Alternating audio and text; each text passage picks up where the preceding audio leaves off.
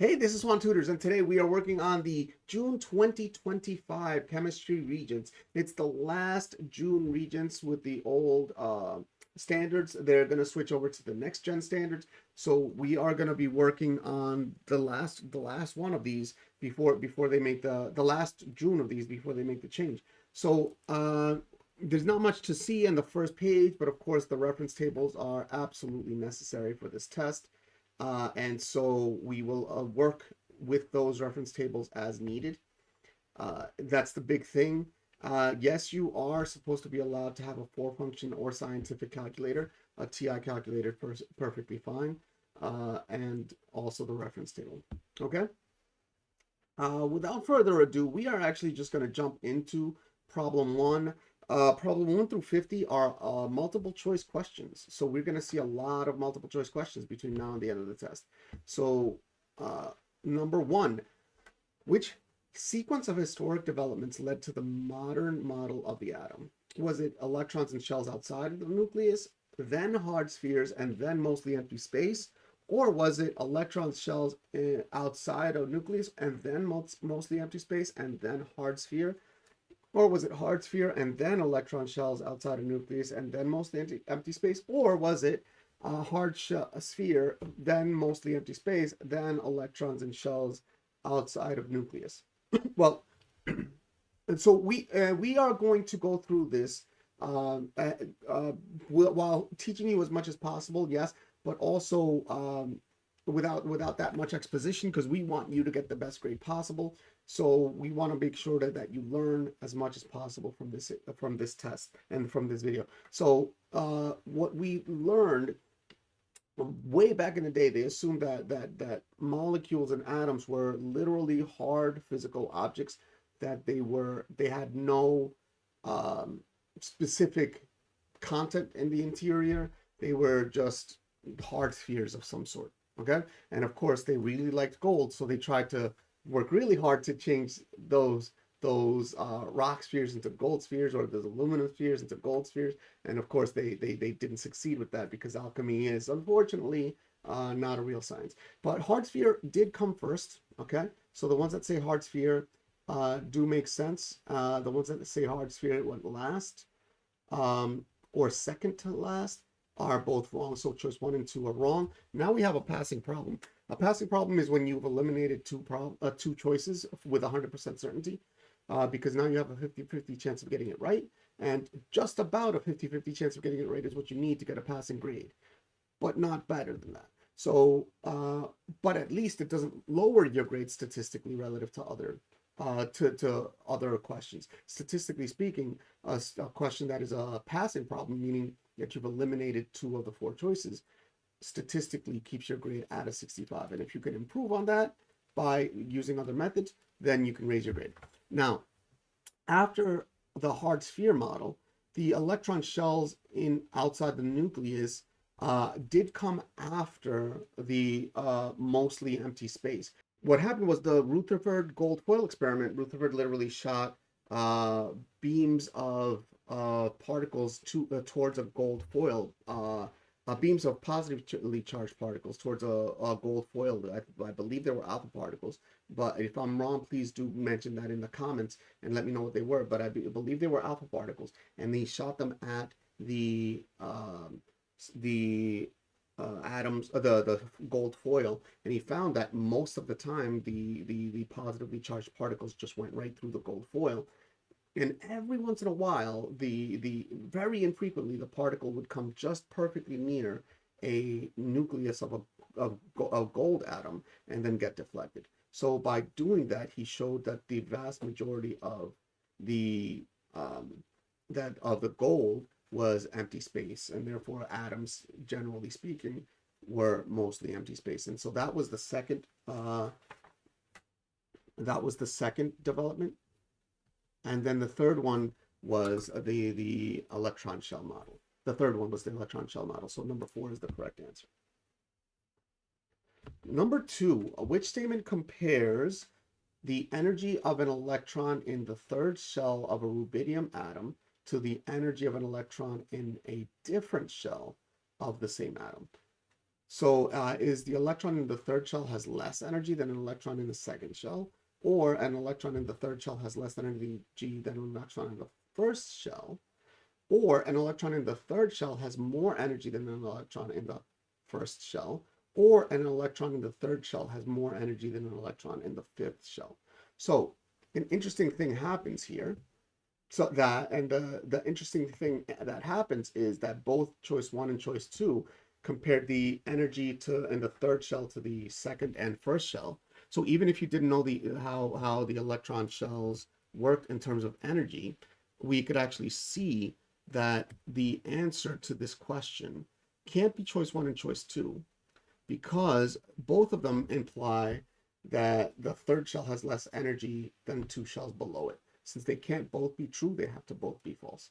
So, and that also gives us a hint, a nice test taking strategy, that it has to be that the electron in the third shell has more energy than electrons in lower shells, therefore also has less energy than electrons in higher shells. So and that's actually the case. The higher up you go in the shells, the more energy the electron has, and the lower you go, the less energy the electron has. And in fact, if you get an electron to jump up to a higher shell, it will then emit a photon, which is a packet of electromagnetic energy, and then jump to a lower shell. So an electron in the third shell has less energy than a higher shell. Not, this one says more energy than an electron in the first shell. That's true, and it does not have more energy than an electron in the fifth shell. Let's cross these, say more,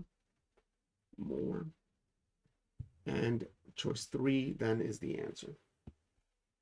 Number three, when an electron in an atom returns from a higher energy state to a lower energy state, the atom becomes a negative ion, or the atom becomes a positive ion, or a specific amount of energy is emitted, or a specific amount of energy is absorbed. Now, this one said that an electron returns from a higher energy state to a lower energy state. If it goes from a higher energy state to a lower energy state, it had to release energy.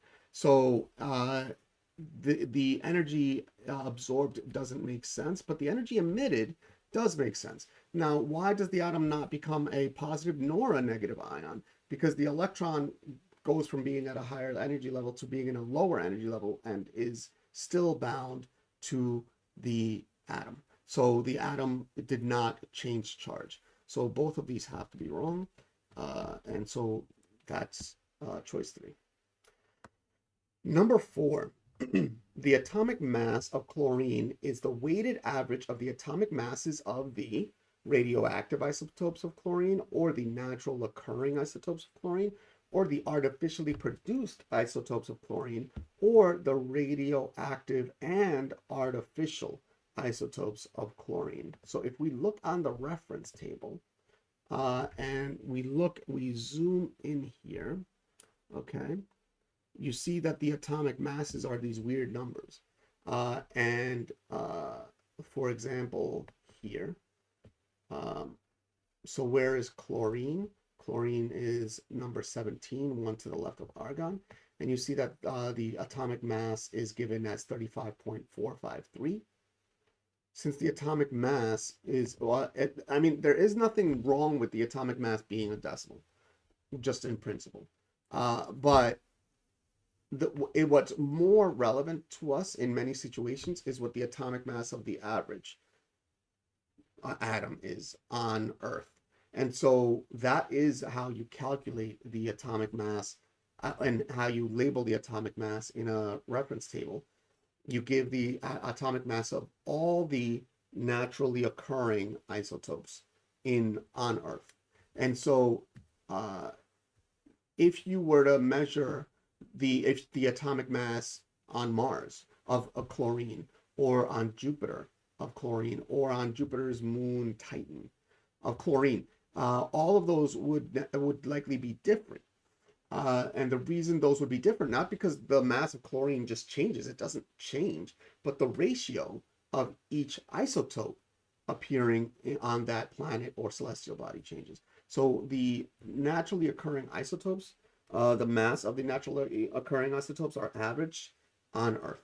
Number 5, the elements on the periodic table are arranged in order of increasing atomic mass, atomic number, ionization energy, or electronegativity. So in order to be able to do this problem, we kind of have to know what each of these things are. So what is the atomic mass? The atomic mass is equal to, well, it's the mass of the atom.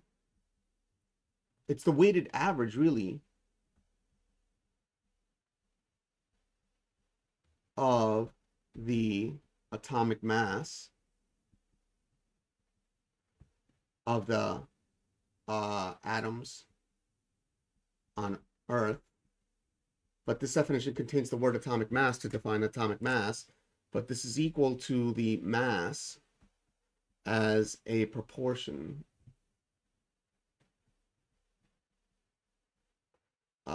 where one proton has a mass of 1. Okay, so that's what the atomic mass is. And now the atomic number is equal to the number of protons in the nucleus. The ionization energy is equal to the energy needed to remove an electron, 1 electron. And then, so the first ionization energy is the energy required to remove the first electron. The second ionization energy is the energy required to remove the second electron after the first electron was removed.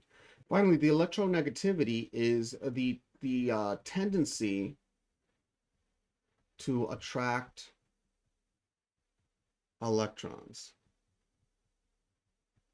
towards itself. And so electronegativity has just generic units. It's just kind of a proportion, defined relative to other elements. And that said, you may notice that as you go up and down the periodic table, yeah, the atomic mass goes up, but we do know that they are arranged based on the number of protons that are in the nucleus. So the atomic number is the way that we arrange the periodic table. Number 6, which element symbol represents a metalloid? Is it Ba, Cs, Te, or Xe? Barium, cesium, tellurium, or xenon? For this, we do have to go to the reference table. And if you look on the reference table, you'll notice that there's this little staircase pattern over here. And basically, to the left of the staircase pattern are the metals, and to the right of the staircase pattern are the nonmetals. But along the staircase pattern are the metalloids. And the reason they're called metalloids is that they actually do have some properties of metals and some properties of nonmetals. And so they kind of act a little bit of as like both. And so for this problem, they're asking us to find the metalloid, which means that we have to look along the staircase. And if we look along the staircase, the only one that we see along the staircase is tellurium. Okay, so tellurium is a metalloid. Circle that. Number 7, which term identifies a chemical property that can be used to differentiate a sample of sodium from a sample of gold? Is it density, mass, reactivity, or temperature? Which identifies a chemical property that can be used to differentiate the samples. So density is not a chemical property. It is a physical property. Well, they do have different densities, but density is a physical property. The given sample could be either big or small, so this is not a determinant.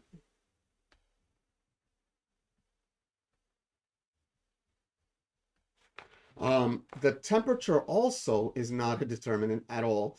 So now you might be saying, well, the temperature is not a determinant because the temperature could be literally anything. But why the mass is not a determinant? Well, if you are thinking about the mass of a sample and you're like, well, I see that this sample's like heavier than the other. Now you're thinking about density. That's one.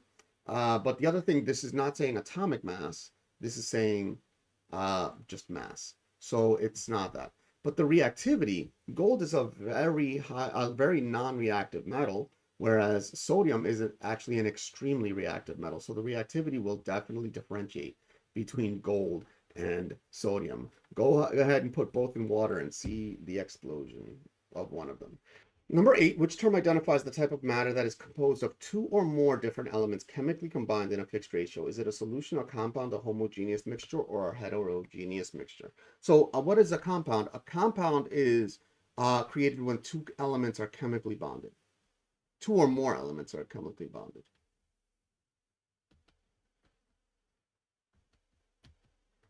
Bonded. Okay. And whereas a mixture, you're just taking a few chemicals. It could be granular or not granular, and you're just mixing them together. And they're not in a fixed ratio. You just kind of throw them together. You might have intentionally made a fixed ratio, but if they didn't react and bond to each other, they're not a chemically bond. So that's not it. That's not it. And a solution is a mixture. So that's not it either. So number 2 is the only one that makes sense. Number 9, the coefficients in a balanced equation represents the atomic numbers of each element in the reaction, or the mass number of the reactants and products, or the mass ratio of the substances in the reaction, or the mole ratio of substances in the reaction.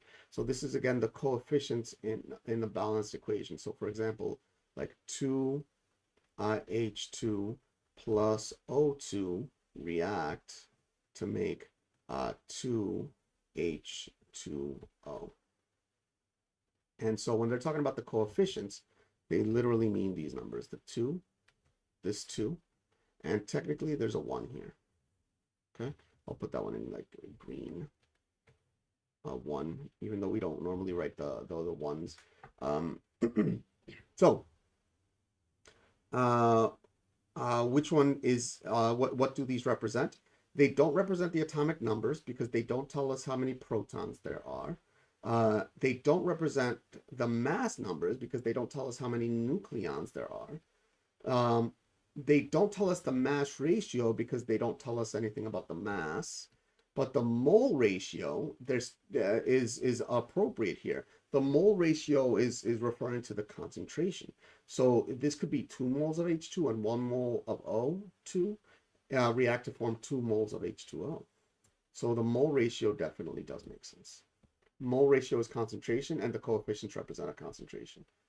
Number 10, given the equation representing a reaction Br plus Br react to form Br2, which statement describes what occurs during this reaction? Is energy released as bonds are formed, or energy is released as bonds are broken, or energy is absorbed as bonds are formed, or energy is absorbed as bonds are broken? This is actually what I call a 2x2 problem. What a 2x2 problem is that you could look at the individual parts of the problem, and instead of trying to analyze both conditions simultaneously, which is whether energy is released or absorbed, and also whether bonds are formed or broken, you could actually identify the answer of both of those questions separately. You do not have to consider both of those questions simultaneously. So for example, the question about whether bonds are formed or broken, we do see that initial singleton bromine atoms bonded to form a Br2 diatomic molecule. So a bond is definitely formed, not broken. Okay, so choice 2 and choice 4 are incorrect. And now we have a passing problem because we have a 50-50 chance of getting this one right. Now, the question now is energy released as bonds are formed, or is energy absorbed as bonds are formed? Generally speaking, when diatomic molecules are formed, energy is going to be released. Why is that? So what the thing that causes a reaction to occur is actually not the energy released or absorbed. It's actually the degrees of it's actually the question about the degrees of freedom, and it's a question about entropy. The thing that does have to happen when a reaction occurs is that entropy is increased. And so most of the time when entropy is increased, it ends up being an exothermic reaction. But not every time. Not every time. It can be that it's an endothermic reaction if it happens to be that the energy required to, let's say, for example, break a bond is higher than the energy released when a new bond is formed. but if the entropy goes up, the reaction will still occur. So that said, when two atoms bond, and they're more likely to be found bonded, they almost always release energy, and in fact, a large amount of energy. It's even safe to assume that every time that two atoms are more likely to be found bonded than they are to each other in a diatomic molecule, that energy is released. Okay. Number 11, which term represents a property used to determine the degree of polarity in a bond between two atoms? Is it conductivity or electronegativity or Joule or Pascal? A Joule is a measure of energy. A Pascal is a measure of pressure.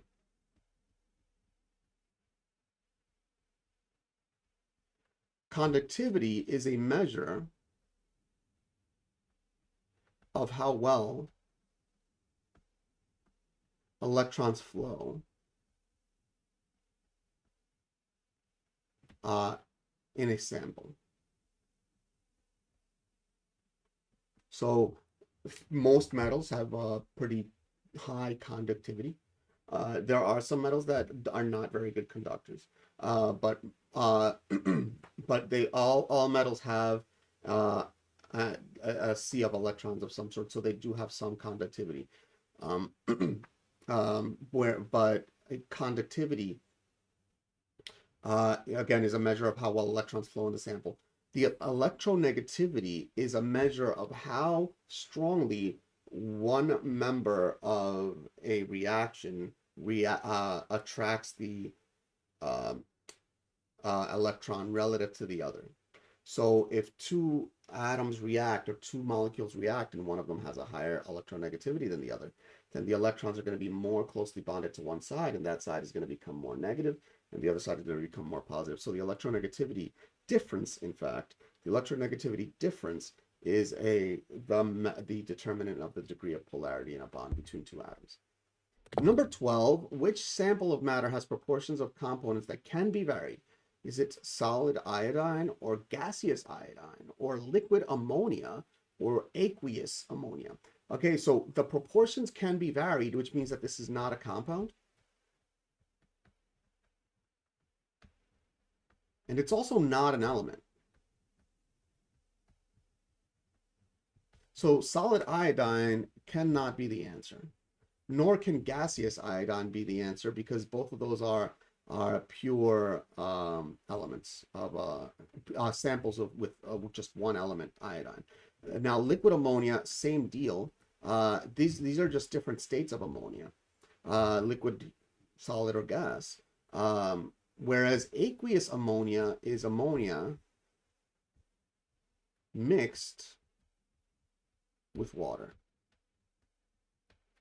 So that is a mixture. And what we learned in the previous example was that mixtures can have proportions of components that can be varied. So choice 4 is the answer. Number 13, which term identifies a form of energy? Is it Pascal, molarity, temperature, or electromagnetic? A form of energy. Again, a Pascal is a measure of pressure. Molarity is a measure of concentration. And now, temperature and electromagnetic, this is a question that a lot of students get wrong, and naturally so, because temperature has to do with energy. In fact, temperature is a measure. Let me get a different color. The temperature is a measure of the average kinetic energy. The average kinetic energy, which means that one sample can have more energy than the other, even if they have the same temperature. And how? Well, they could have different masses. For example, a one cube of ice that's 1 centimeter by 1 centimeter by 1 centimeter has 1,000 times less kinetic energy in it than in the individual component molecules than a 10 centimeter by 10 centimeter by 10 centimeter block of ice. Just because the 10 by 10 by 10 centimeter block of ice has 10 cubed, which is 1,000 times more mass. So the total kinetic energy of the individual molecules in a larger block of ice is just higher than the total kinetic energy in a smaller block of ice. And so this is a measure of the average kinetic energy. It's not a form of energy, whereas electromagnetic energy is in fact a form of energy. This is light energy.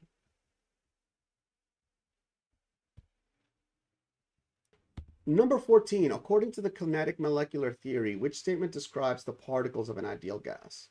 Is it that the force of attraction between the particles is strong, or the particles are arranged in a regular geometric pattern, or the particles move in a random, constant straight line, or the collisions between particles results in a net loss of energy? Okay, so there's a couple of things that we have to address. So the collisions between the particles would not result in a net loss of energy, because that would imply that the system somehow would be cooling down, when in fact that doesn't happen.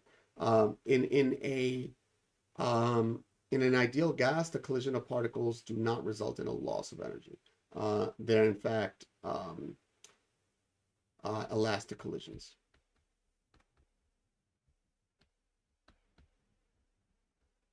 I think I spelled collision there wrong.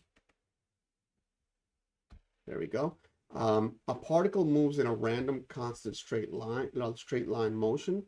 That is definitely true, at least in an ideal gas. Then the next one, the particles are arranged in a regular geometric pattern. Actually, they're arranged randomly. And there's no pattern, random. So then choice 1, the force of attraction between the particles is not strong. In fact, it's 0. So choice 3 is the answer. Number 15, a reaction most likely occurs when particles collide with the proper energy and mass, density, volume, or orientation. So the mass is not a determining factor of whether two things can react. And in fact, if you think about what's going on here?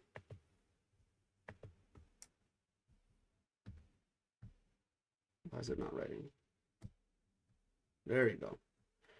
If you think about the periodic table, the reason that the periodic table is arranged in groups and periods, in fact, but it's groups specifically, is that elements in the same group tend to react in very similar, although not identical ways. So the mass doesn't determine that. It's actually the arrangement of electrons in the electron shells. The density also is not, again, the determining factor. That's, if the mass is not a determining factor, neither would be the density. And in fact, surface area helps. Larger surface area helps.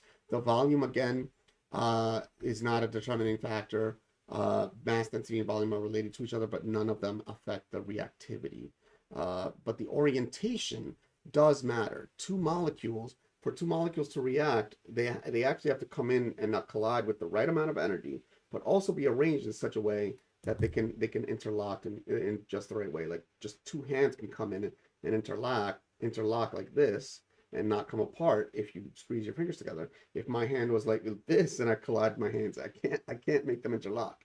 But if I turn my hands, then they can interlock, and the same thing happens with molecules. So the orientation is the determining factor there. Number 16, at STP, 2.0 liters of N2 gas and 2.0 liters of O2 gas have the same density, boiling point, melting point, and number of molecules. Again, STP, 2 liters of N2 and 2 liters of O2. They don't have the same density because oxygen, the mass of oxygen is greater than the mass of N2.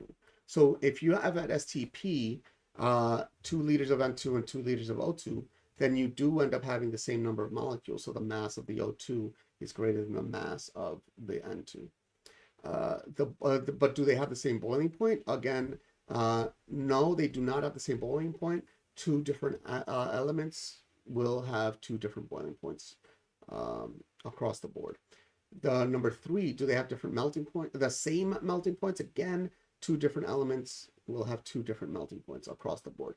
So what about the number of molecules? At STP, there's the formula P1V1 over T1 is equal to P2V2 over T2. And actually, we could put N2, N1 and N2 in the denominator as well. Although that doesn't appear on the chemistry test anymore. I'm pretty sure that the new standard soon is going to have this equation because it's really missing from chemistry lessons. But if you look at STP, if the pressures are the same and the volumes are the same, because they said so, and the temperatures are the same because they said STP, then the number of molecules has to be the same. Number 17, which phrase describes a factor that determines the physical state of a molecular substance? Is it the arrangement of the molecules, or the decay mode of the molecules, or the conductivity of the molecules, or the solubility of the molecules? Okay, so the decay mode is a chemical property.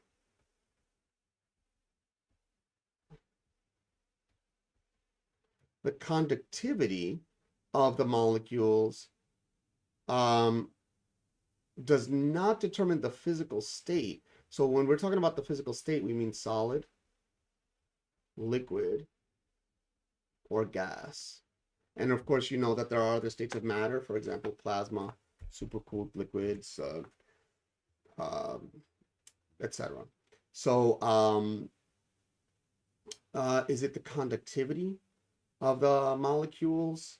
Again, this is a physical property, but it does not affect the state.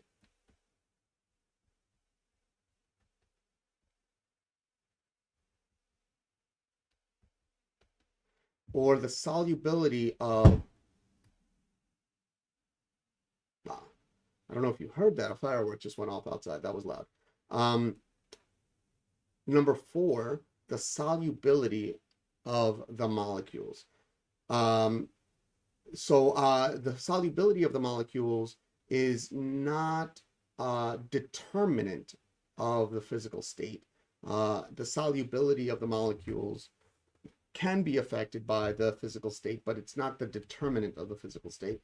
In fact, the physical state is actually, it's literally the arrangement of the molecules. It's literally in a solid, they're all packed and unmoving relative to each other, or at least not in their physical location, except for some average shaking relative to each other. In a liquid, they are held down by gravity, but they can fill a container.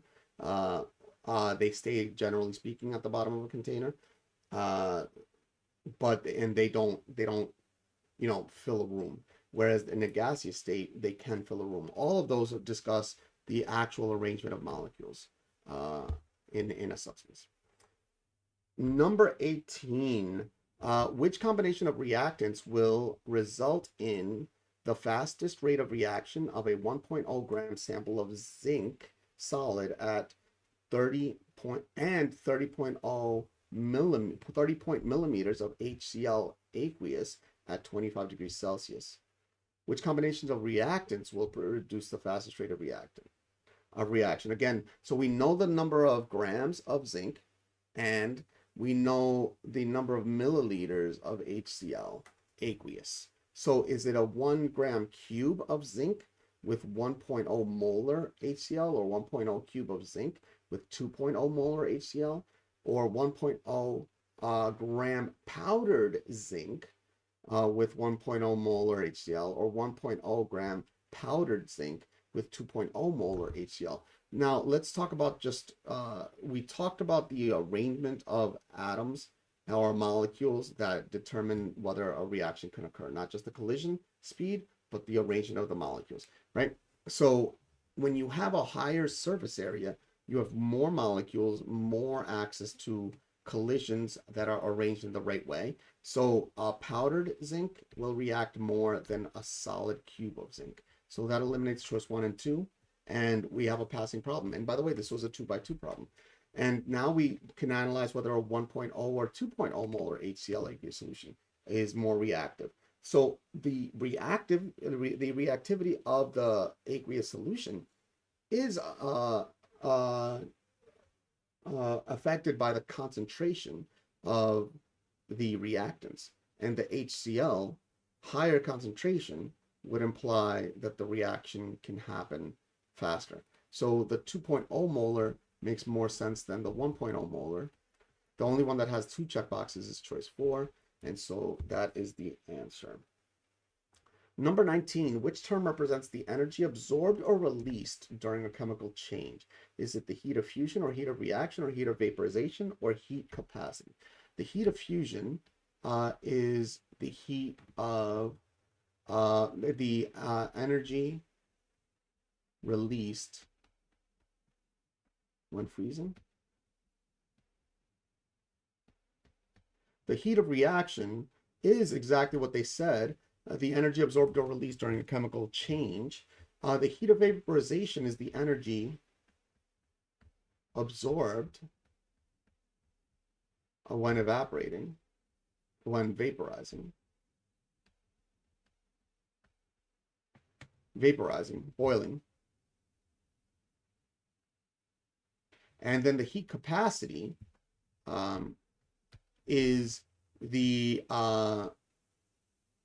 rate at which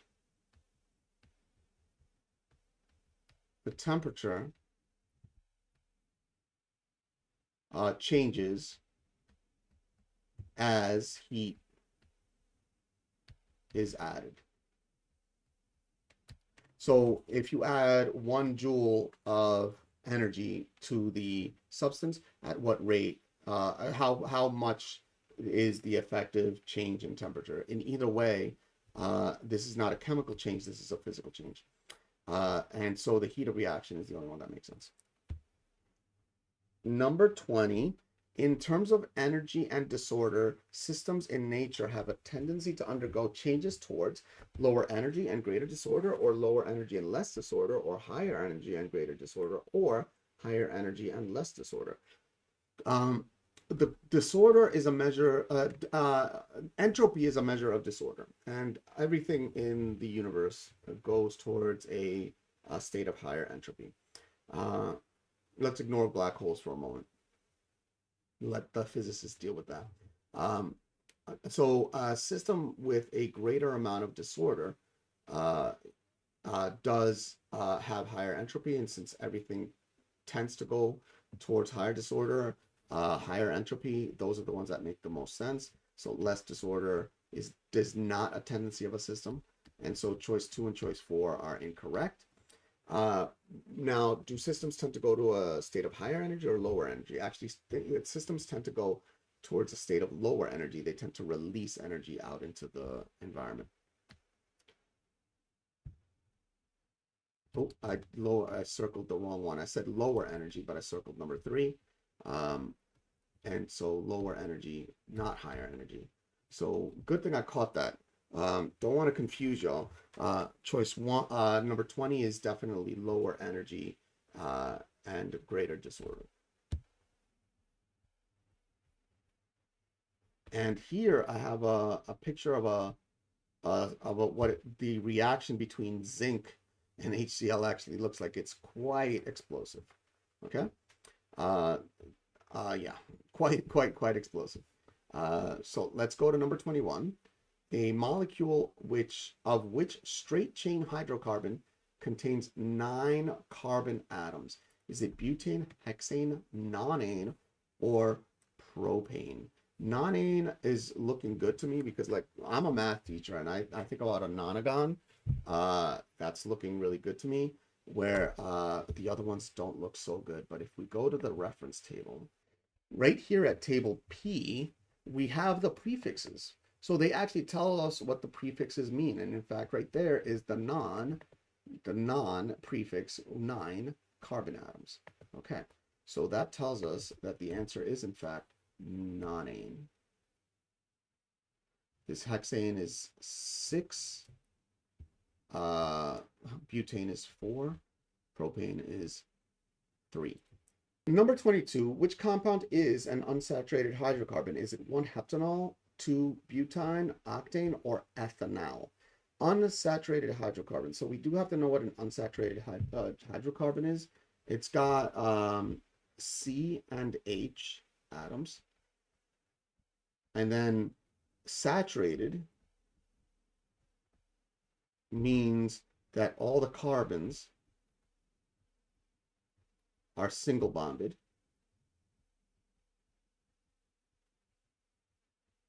So why is this called saturated? Because the carbons can't bond with anything else if all the carbons have single bonds. Unsaturated means some double or triple bonds exist.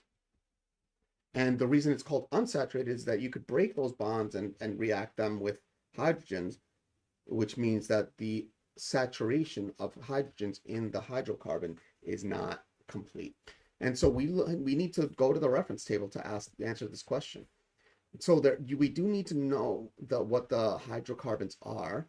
These are the hydrocarbons: the alkanes, the alkenes, and the alkynes.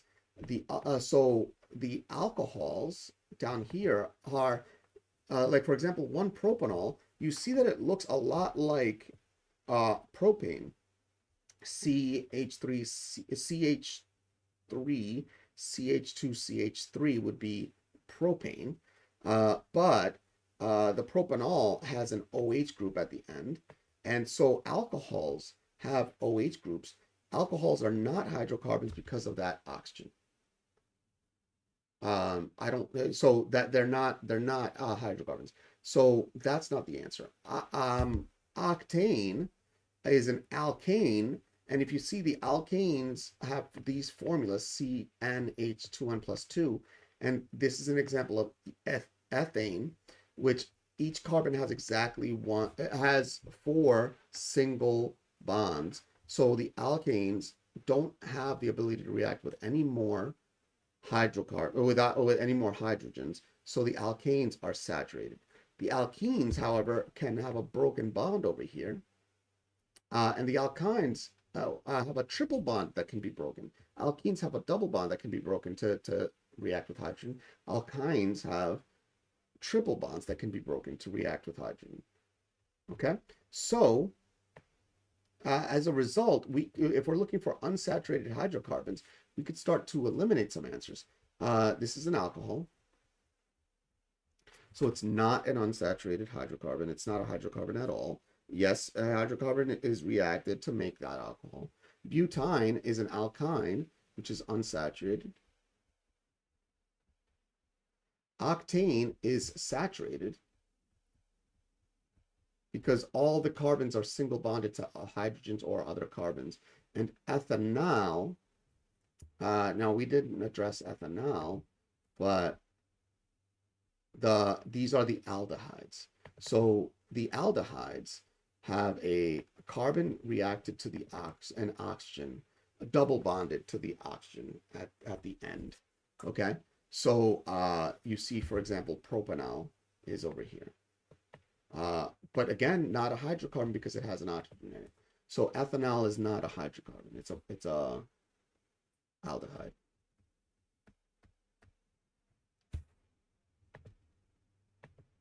So the only one that is a unsaturated hydrocarbon is choice 2. And with that, we'll move on to 23.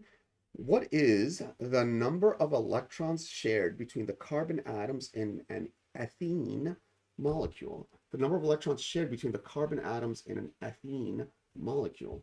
And if we go to the reference table, conveniently, that happens to be the alkene that is shown. It's shown with 2 carbons, okay, and right there, and the 2 carbons are double bonded to each other. So the answer to this question is that it's a double bond, And the number of shared electrons, well, now we have to think about what a double bond is. A double bond is two electrons shared. So, for example, the carbon and the hydrogen share 2 electrons. These carbon and the hydrogen share 2 electrons. And now you could think of this bond as being 2 dots, like a dot of 2 electrons, and 2 other dots to form the second bond, 2 electrons. So the number of electrons in the double bond is 4.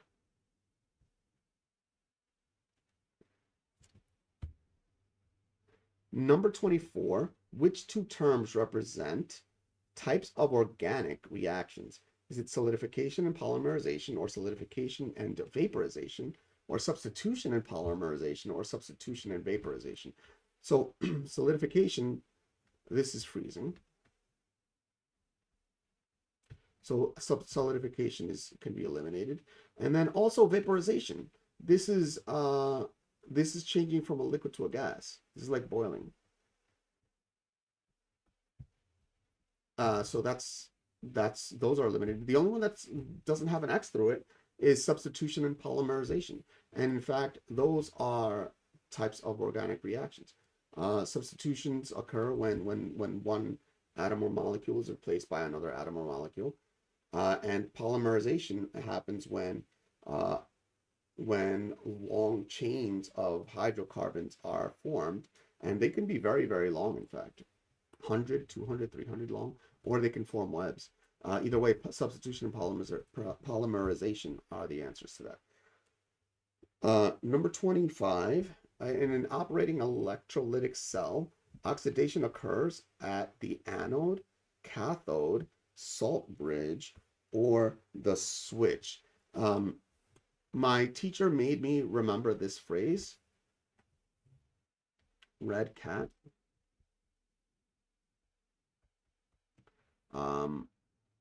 And let's go for black, anox.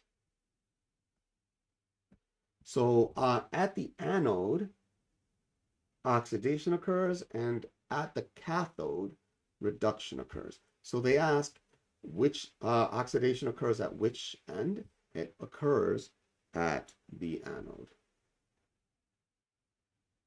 At the cathode, reduction occurs. At the salt bridge, actually ion transfer occurs.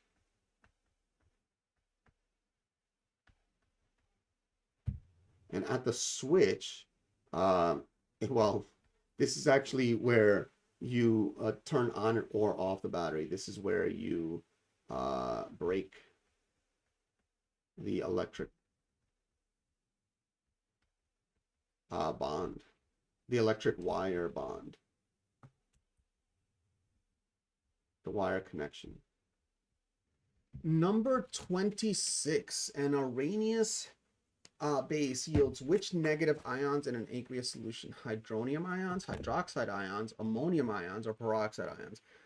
Now, this question is about acids, so and bases, so which released or which are involved with hydronium ions or hydroxide ions. So the ammonium ions and the peroxide ions are just not correct. But what are Arrhenius bases? You know that a base, when you add it to water, the base will naturally release some of its OH ions, which are hydroxide ions. Whereas an acid added to water will naturally release some of its hydrogen atoms, ions rather, and those tend to immediately react with water to make an H3O plus ion. Okay, let me erase that and write that a little bit better. H3O plus ion. That's the hydronium ion, the H3O plus. Okay, so that's what an acid does, and that's what a base. The acid releases H plus ions, and the base releases OH minus ions. And so then what does an Arrhenius base do? An Arrhenius base actually increases the concentration of hydroxide ions or OH ions, the same way that just a regular base does. But an Arrhenius base doesn't have to do it the same way. It doesn't have to do it by releasing those OH minus ions. It can do it by reacting with the water in certain special ways. So this is the answer to what an Arrhenius base does.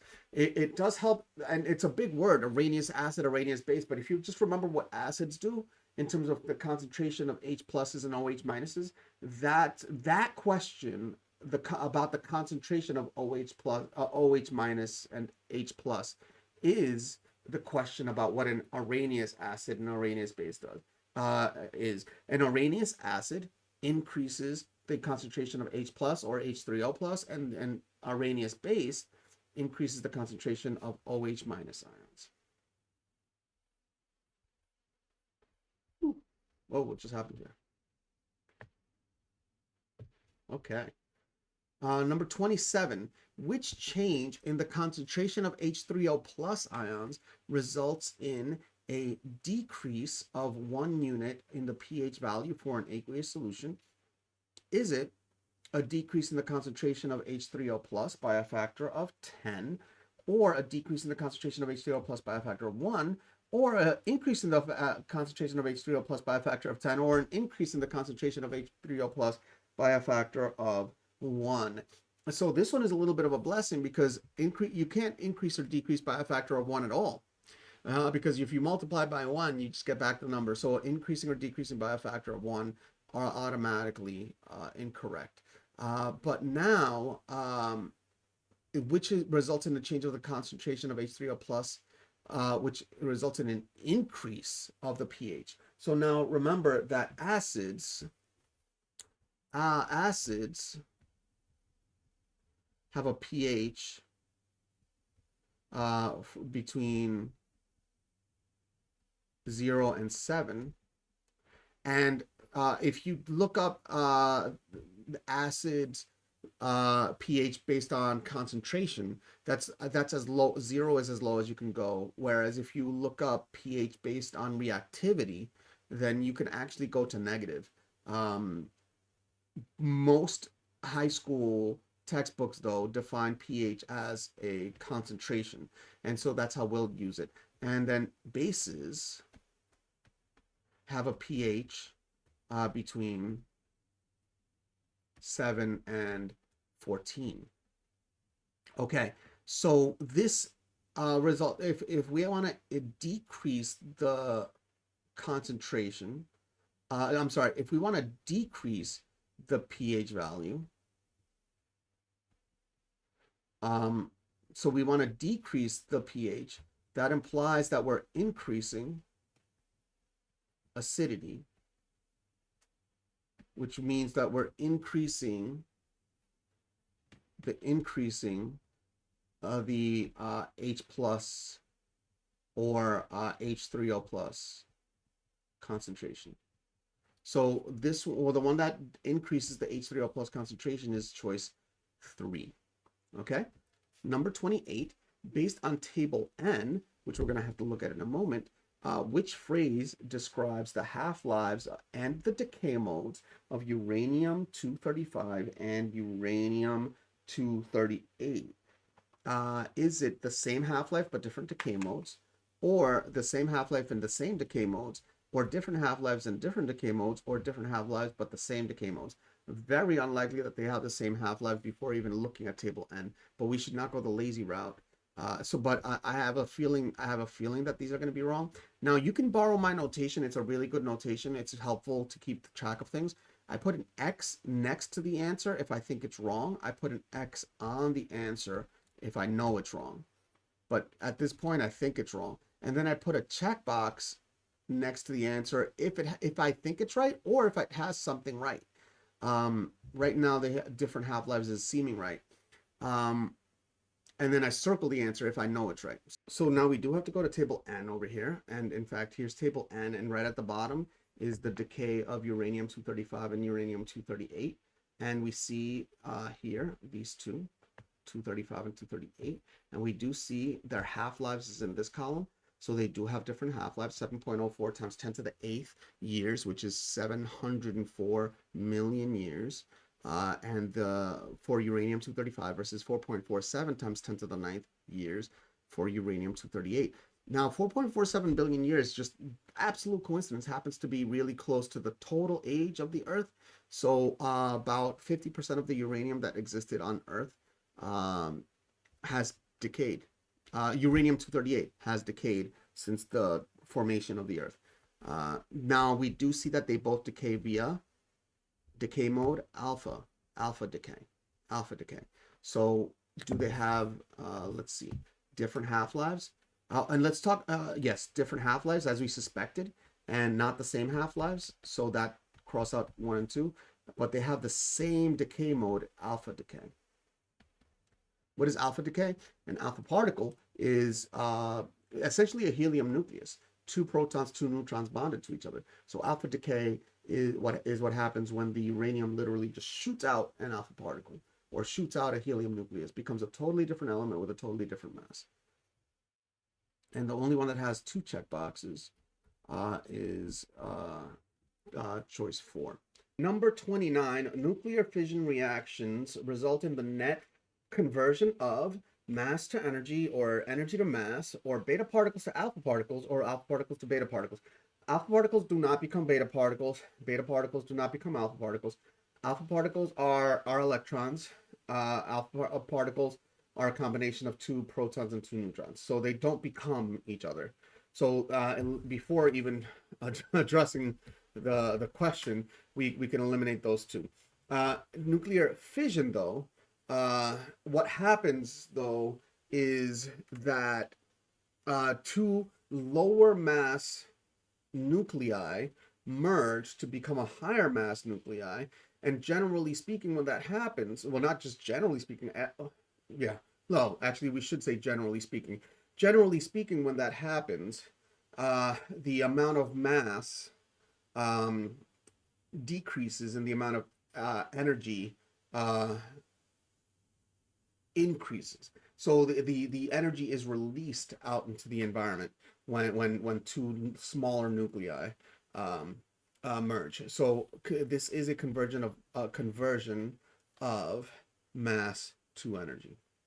Okay. That said, why is it generally speaking the case? This matters more to a physicist than a chemist. But for all the smaller atoms merging to form larger atoms with larger nuclei, the energy is released. There does come a point after which energy actually ends up being absorbed, and you might be saying, how could that possibly be, that energy is absorbed? But the thing is that when that happens, we're talking about the explosion, the right around a second or so before the star explodes. Like literally, even if it's not 1 second, it might be like 10 seconds. At that point, there's just so much energy and so much movement that some collisions do create a reaction that is not energetically advantageous because the energy is available. Okay, so that does happen. Some, like near the end, like the super duper high numbered nucleons are formed really in the last 1 to 10 seconds of or 10 to 0 seconds of a star's life before it explodes. But either way, again, all of this is mass energy. So and we could just assume, on the chemistry side, what we really care about is the smaller elements merging to make larger elements, and in all of the tiny elements, it is the case that a fusion of those 2 elements would release energy into the environment. So mass would be converted to energy.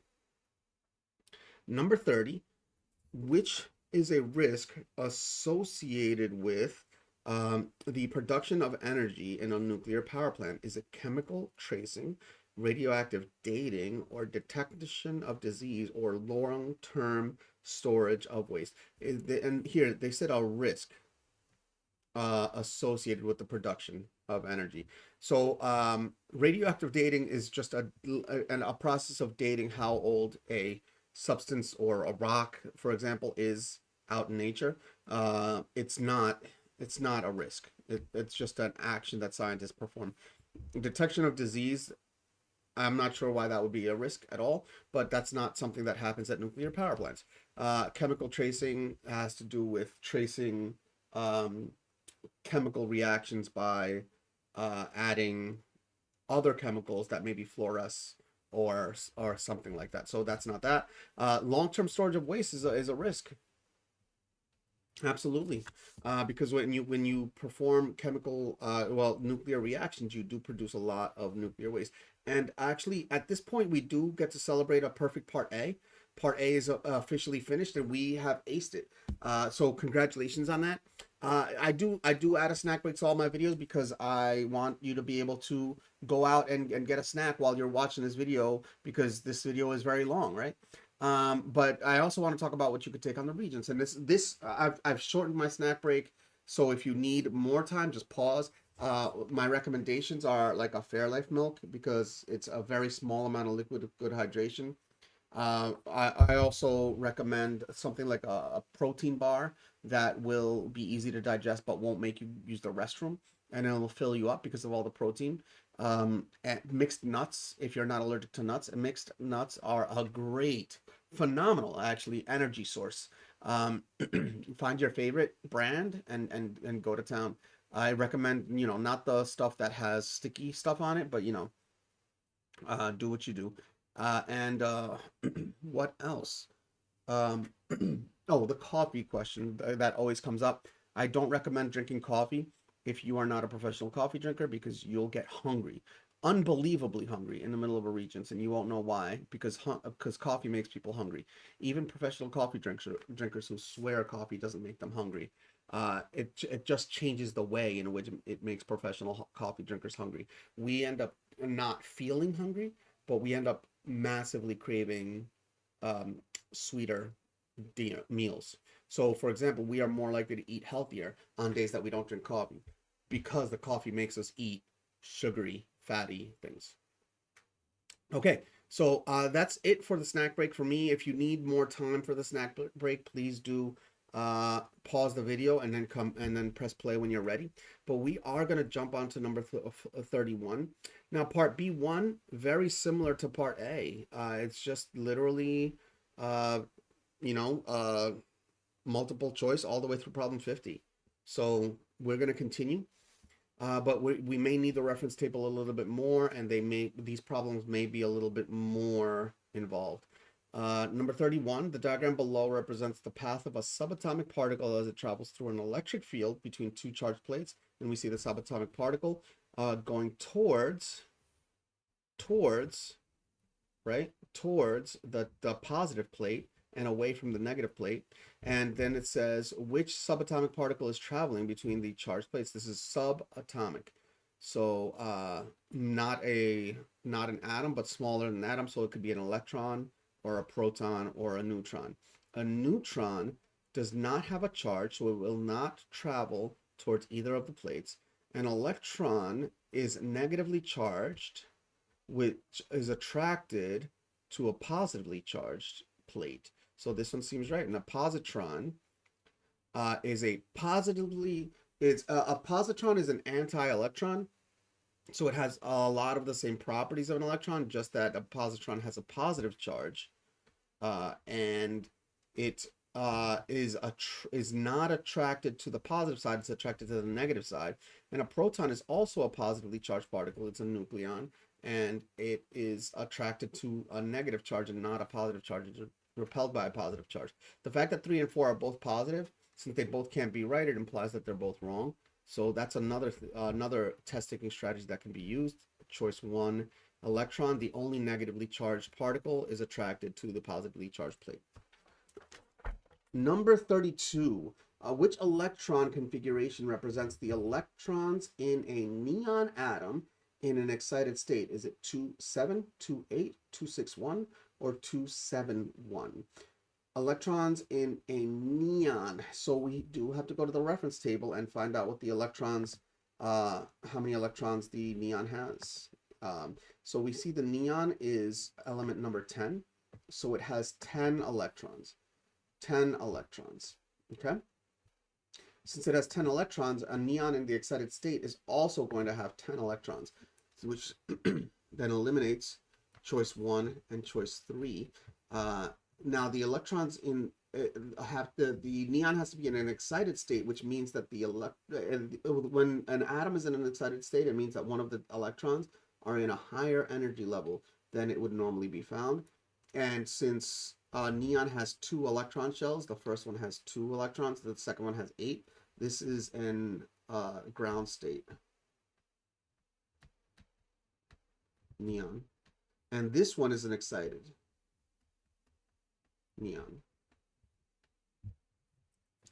Number 33, element X reacts with chlorine to form the compound XCl3. In which group on the periodic table of elements is X located? In group 1, 2, 13, or 18? Now, 18 is the noble gases. So I'm going to cross that out immediately before even looking at that. So the question is, as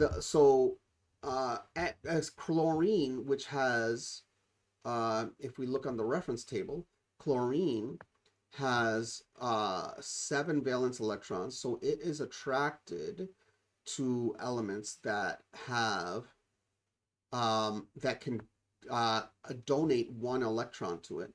Other things that it can do other things too, but for now let's just say that it can donate 1 electron to it. And if it's XCl3, that means that each 1 chlorine will accept 1 electron, which means that the X has to have 3 valence electrons, and the elements in group 13 are the elements with 3 valence electrons. So we see it could be any of these. And so, yeah, so the answer to this question is group 13. Number 34, what is the number of moles of calcium oxide in a 238 gram sample of calcium oxide? Gram formula mass of CaO is 56.1 grams per mole. So what is the number of moles of calcium oxide in this? So, and gladly, happily, they gave us the grams per mole. So the number of grams divided by the number of moles, which is equal to m over the molar. I need a variable for moles. How about capital M? That's equal to 56.1. If I multiply both sides by m, I get that little m, the mass, is equal to 56.1 times m, which is equal to, so 238 is equal to 56.1 m. So if I divide by 56.1, and then I get the answer to this question. And for that, I do have to go to the calculator. But I could make some quick estimates. And in fact, that might have been a nice way to do it. Because the numbers are so far off. But 238 divided by 56.1, and I get 4.2422424 repeating. And not for nothing, some of these answers could really be eliminated because we have a 56.1 gram per mole gram formula mass for calcium oxide. So a sample with 182 moles in it would have to be massive, like 5,600 plus almost another 5,600. Well, and then the 294 would have to have a mass of 56.1 times 294, almost times 300. So we're talking about like 16,000 plus grams. Neither of these are even remotely close to that. And also 238 grams is just heavier, or rather more massive than 56.1. So the answer has to be greater than 1.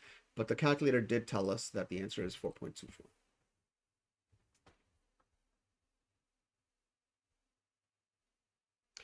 Number 35, what is the molarity of an aqueous solution that contains 0.60 moles of KCl dissolved in 3.5 liters of solution? So, is it 0.17 molar or 0.60 molar or 2.1 molar or 5.8 molar? So let's see. You do need to know that the molarity is equal to the number of moles divided by the volume. Okay, so it's equal to the number of moles also in 1 liter. So since we have 0.60 moles in more than 1 liter, the answer is less than 0.60. So that eliminates that and that, leaving this. But either way, we could put 0.60 moles divided by 3.5 liters. Divide that on the calculator. I'm not going to simulate dividing that on the calculator because you do need to know how to put that. You do, and you probably do know how to put that in the calculator. 0.60 divided by 3.5, and you do get 0.17. Number 36, which statement describes the freezing point of a solution prepared by dissolving NH4Cl solid in water at 25 degrees Celsius?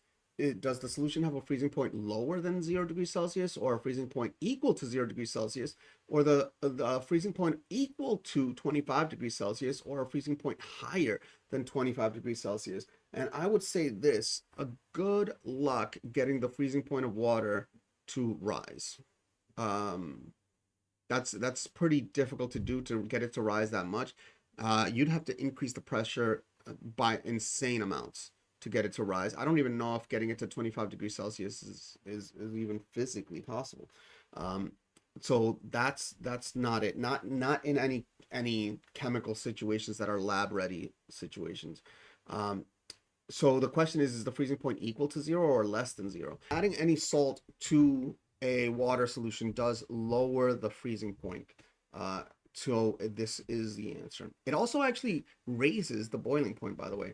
A common misconception among chefs, believe it or not, is that adding salt to a solution lowers the boiling point. And the reason is that whenever they add salt to water, they see a violent violent water reaction happening.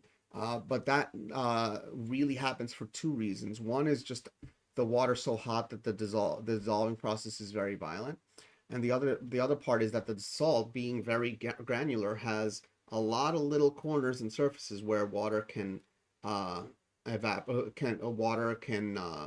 nucleate, and the gas bubbles can form on the salt, and so they see a very fast sudden reaction with the salt being added. But in fact, the adding salt to water raises the boiling point, lowers the freezing point.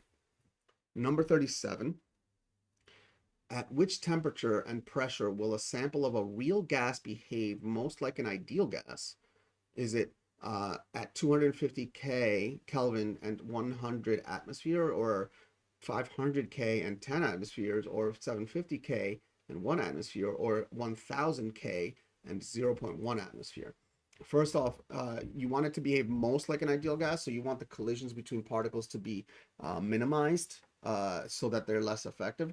And so having a lower pressure makes that more likely for to happen. And you also want the molecules to be moving much more quickly. And so having a hotter temperature also makes it behave more like an ideal gas. So the answer is choice 4. Number 38, in a sealed, rigid container with a movable piston, a sample of H2 gas occupies 30.0 liters at 50.0 kilopascals and 200 Kelvin. What is the pressure of the gas if the volume changes to 60 liters and the gas is heated to 300 Kelvin? So this formula is in the formula sheet, and it's P1 V1 over T1 is equal to P2 V2 over T2. So if you don't know that formula by heart, then you should, humbly go to the formula sheet and meaning the reference table and go to your formulas. Here it is, the combined gas law. P1 V1 over T1 equals P2 V2 over C2. So let's go and apply that formula. And we get, well, what do we get? P1 30 times V1 is, sorry, I messed that up there. By the way, I'm not going to delete any minor errors as long as I fix them, just to make this video faster to make. That said, if I make an egregious error, a mathematical or chemical error, chemistry error, and I don't catch it, please let me know. I've said it in my most recent videos. I will, if you're the first person to catch the actual error that I didn't catch and didn't fix, then I will give you a free hour of tutoring. Okay, you just have to mention that, and you will get that free hour. But it has to be an error that I didn't catch. Has to be an error that I didn't catch. Then you get a free hour of tutoring from me, and from me only, not any of my other tutors. JuanTutors.com does employ other tutors, but this is an offer for tutoring from me, so it also has to be a subject that I tutor. That said, P1 V1 over T1, P1 is 50.0 for the first sample, V1 is 30.0 liters, and T1 is 200K, and that's equal to P2. They want to know what the pressure is, so we don't know what the pressure is, but we do know that V2 is 60.0, and then we also know that T2 is 300K. Okay. We don't need the K. Let me just delete the K real quick. So now if we look, what happens on the right side, the 60 is double the 30. So that has the effect of lowering the P, but also dividing by a bigger number has, because the equal sign has an effect of increasing the P. So the answer has got to be something greater than half of the 50. Greater than half of the 50, so greater than 75. But we should just be able to solve this manually. Times 300 divided by 60 times 300 divided by 60. Now this one I am going to plug it into the calculator. Let's see if I can zoom out a little bit so that we could see that while I have the calculator open. Okay, so we have 300 divided by 60 times 50 times 30 divided by 200, and we get 37.5. As we suspected, slightly bigger than half of 50.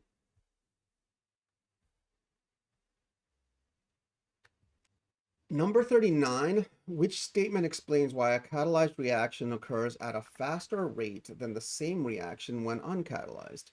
The catalyst provides a different reaction pathway for the reaction with a lower activation energy, or the catalyst provides a different reaction pathway for the reaction with a higher activation energy, or the catalyst uses the same reaction pathway for the reaction with a lower activation energy, or the reaction uses the same reaction pathway for the reaction with a higher activation energy. A catalyst does not use the same reaction pathway. If the reaction pathway were the same, then the activation energy would be the same. So we can actually eliminate both of the ones that say that it uses the same reaction pathway. Those are wrong. Now, different reaction pathways does make sense. Now, how does the catalyst make the reaction faster? So the activation energy is the amount of energy required to even make the reaction occur. That's not equal to the amount of energy released. It's equal to the amount of energy needed to make the reaction occur. Like if two hands are coming together to interlock, right? At least we have to have enough energy to actually bring them together, right?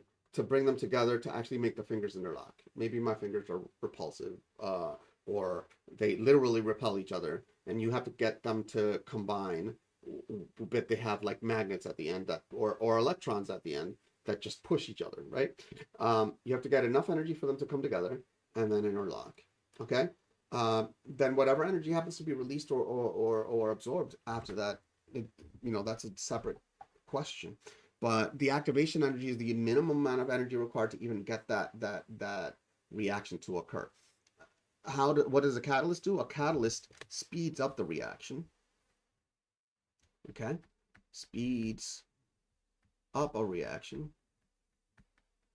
So if catalyst increase the activation energy, meaning increase the amount of energy needed for the two reactants to come together, that would mean literally they would have to, with all the random amount of energy that they happen to have when they collide, they would have to go faster, but still have more energy. That's not what happens.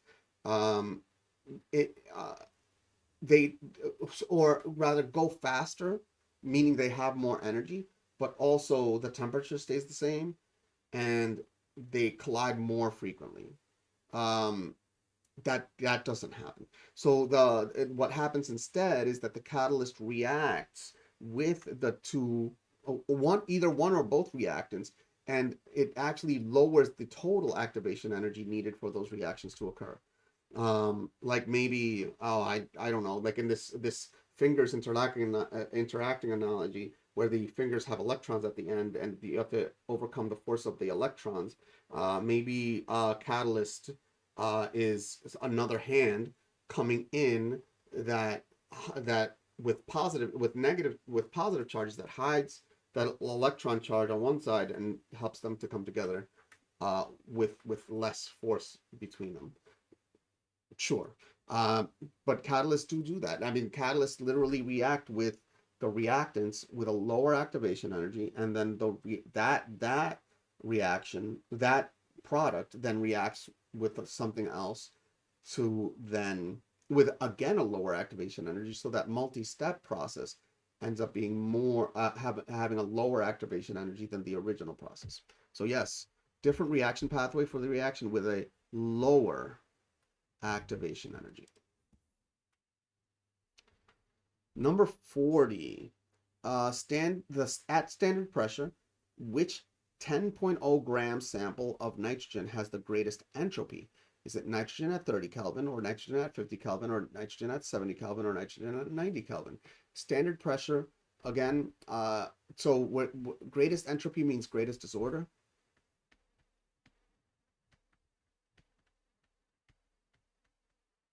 And that would be the hotter one. That would be the hotter one.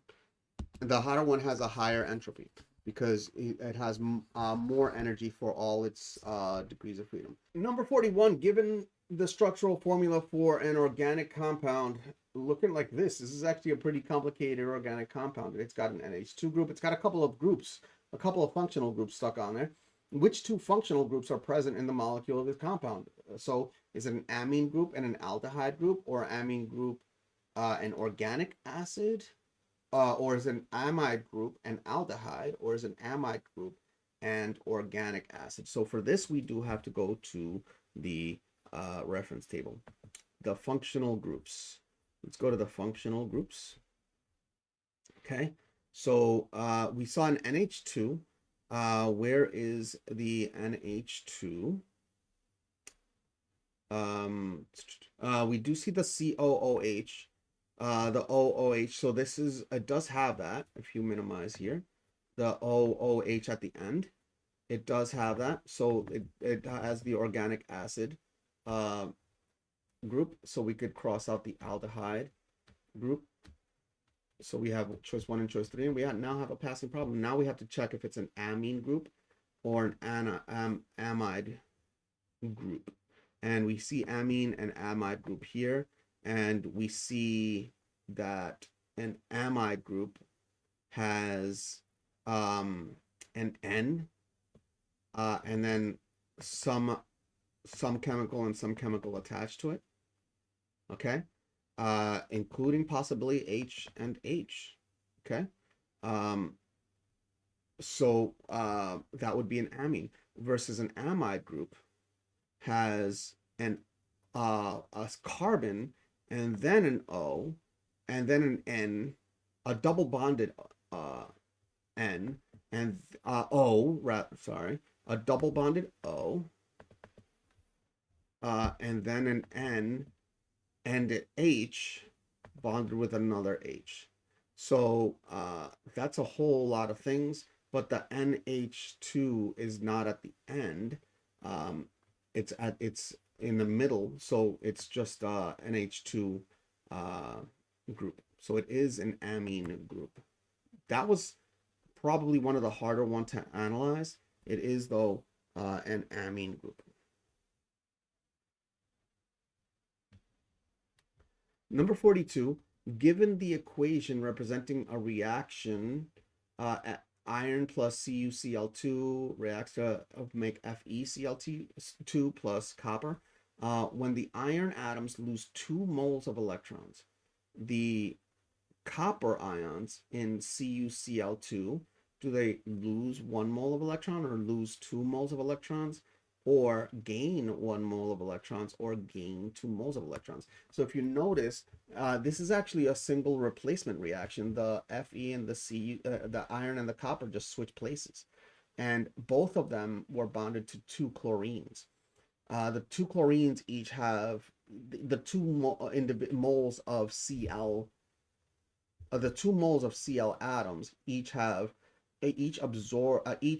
attract an electron, and the copper releases in the left side. This is a charge of 0. The copper has a charge of +2. The 2 chlorines have a charge of -1. So -1 times 2, right, is -2. So the charges are balanced. Here the chlorines still have a charge of -1, but here the iron has a charge of +2. And here the copper has a charge of 0. So we see that the iron did lose 2 moles of electron, +2. +2 is the charge. Remember, electrons have a charge of negative. So a +2 is a loss of 2 electrons, a gain of 2 positive charges, 2 moles of positive charges, or a loss of 2 electrons. Whereas the copper went from a charge of +2 to a charge of 0. That is more negative. So the copper gained 2 moles of electrons.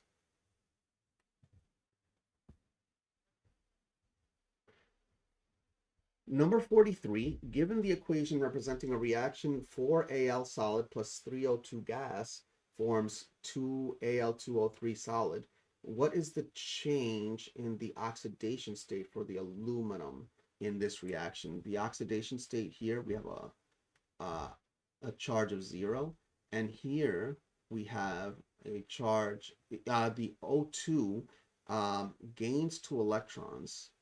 So -2 times 3 is -6. The 2 ALs have to then lose 2 electrons, so become more positive, and the product has to also be +6. So 2 times 3 is 6. So the oxidation state changes from 0, not from 3 or 6, to +3.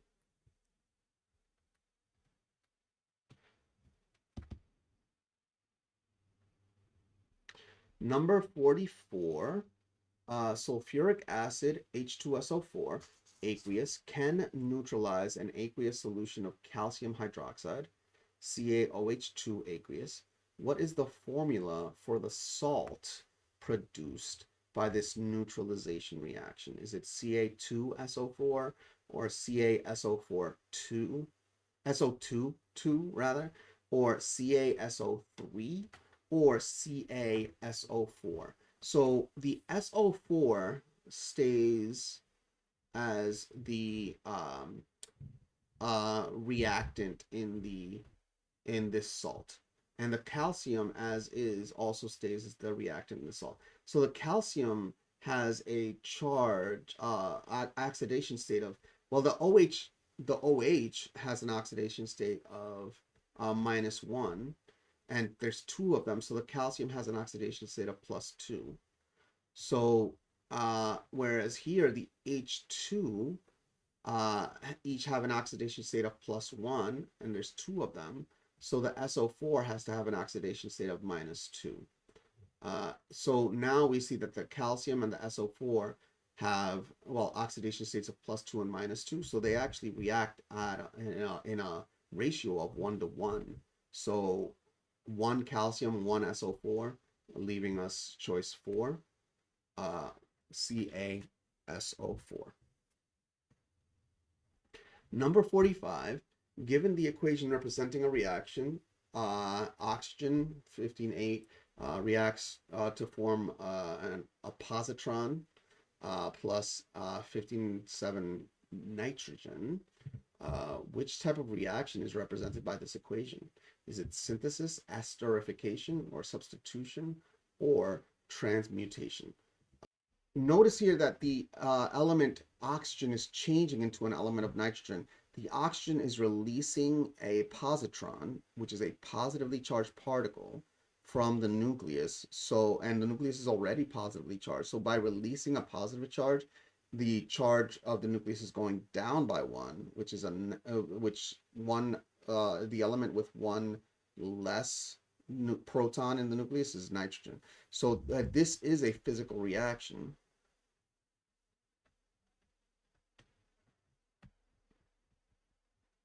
Also known as a beta positive decay. And so which type of reaction is represented? A synthesis reaction is a combination of two atoms. A esterification is actually a combination of an alcohol and an acid to make an ester and water. So esterification converts the alcohol into an ester. Substitution is a single replacement reaction, substitutes one chemical for another. And then a transmutation is a change of an element into another element. Okay, so that's the answer to this question. Number 46, which equation represents nuclear fission? So the nuclear fission is a physical reaction of the nucleus where the nucleus actually splits into two smaller nuclei. This one is actually a tougher one than it may seem if you happen to not recognize what's happening. But either way, this first reaction is chemical. This second reaction is also chemical. So choice 1 and choice 2 immediately get eliminated. Now, I noticed that in choice 3, there's two smaller nuclei, and in choice 4, there's also two smaller nuclei. So it's just based on that definition that a fission reaction is a splitting of an atom into two smaller nuclei, it just isn't detailed enough. But what's actually happening here, this is actually an alpha decay. Because what is an alpha particle? Well, it's actually a helium nucleus. This is an alpha particle. So this is the release of an alpha particle by a uranium atom. So this is alpha decay. Whereas in the fourth one, you see the uranium absorbing a neutron and then immediately fizzing into two different elements, barium and krypton. So this is fission. And notice, not just for fun, notice that we started by absorbing one neutron and we released 3 neutrons. So those 3 neutrons can then go on to react with other nuclei, for example, in a nuclear bomb. That's actually how nuclear bombs work. So, but that said, choice 4 is the answer because the uranium splits into 2 different nuclei.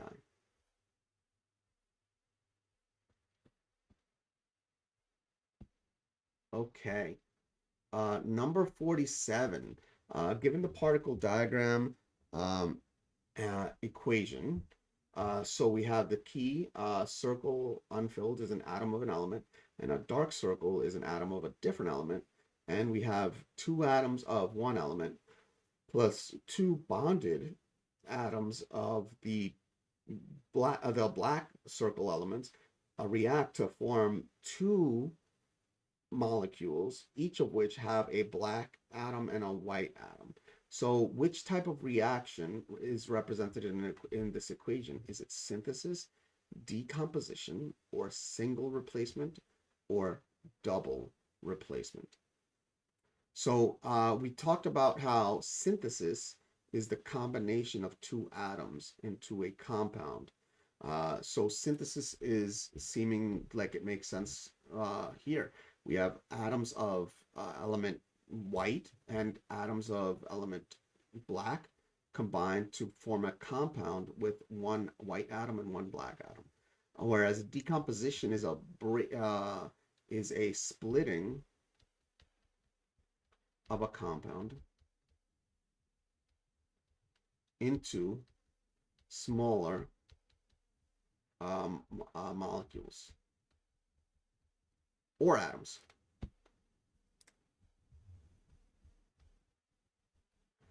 Whereas a single replacement reaction, one atom replaces another. And a double replacement reaction, two atoms replace two others. Choice 4 looks more like atoms switching positions, like chemical AB and chemical CD react to form like chemical AC and chemical BD. So there's like a atom swap. Okay, but that said, this is a combination of two atoms in two elements into compound with two elements in it. Okay. Number 48, the diagram below represents a laboratory process that is used to separate a mixture of two different liquids. And we have a flask, probably being heated, a thermometer, rubber stopper. Water comes out of a tube on top. The condenser's on bottom. There's a hot plate. There's a cork stopper and a beaker. And then we see drip, drip, drip.